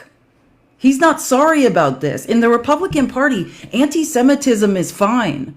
This guy is a known anti-Semite who is the lieutenant governor of North Carolina and running for governor, has been anti-Semitic the whole time and has been openly embraced by the Republican Party and is still not being denounced. This is hypocrisy at its best. It's number 3 in this section. I suggest everyone use it. This is a joke at this point. The Republican Party is a joke. A lot more answers. Like, for instance, what she would do about the wars in the Middle East, not just in Gaza, but Hezbollah versus Israel, for that matter, the Iranian-backed terrorists in Yemen that continually target American sailors. Kamala Harris owes a lot of answers to the American people. Do you think that Trump should still support Mark Robinson in North Carolina?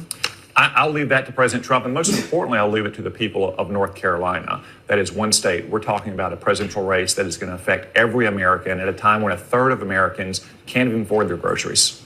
All right, I just want to thank... I just want to again give you the logic. He's saying anti-Semitism is fine as long as it's limited to one state. I'm talking about the presidential election. But even then, you're talking about the Republican candidate for president. Do you think he should denounce the anti-Semitism of Mark Robinson that was well known when he endorsed him as candidate in the first place? There's no way around this. The Republican Party are a bunch of lying hypocrites. I just need to show you 2 more things and then I will. This is... I just got to give you the latest update quick on the next ridiculous congressional hearing millions of our tax dollars will be going towards. I'm sure you guys are interested in that. James Comer will be doing an investigation on what type of gun owner Kamala Harris is. Well, look, I don't think anyone believes that Kamala Harris is a gun owner, but if she is, she needs to tell the American people what type of gun she has. Look, This is all about crime. And when you look at the polling, Biden and Harris are getting killed in the polling with the issue of crime, which is a huge issue in the suburbs, and it's definitely an issue in urban America. So just like Kamala Harris has flipped on the issue of wanting to have a southern border wall now, when she used to say it was racist, now she's trying to imply that she's scared like everyone else, so she has a gun to protect her family. I mean, this... I don't know if he's trying to say that. I don't know what James Comer is ever trying to say. Who knows? Who knows? And last, I just want to show you a clip really quick of Senator Flip Flop. You know, we went over the scary situation in Nebraska again.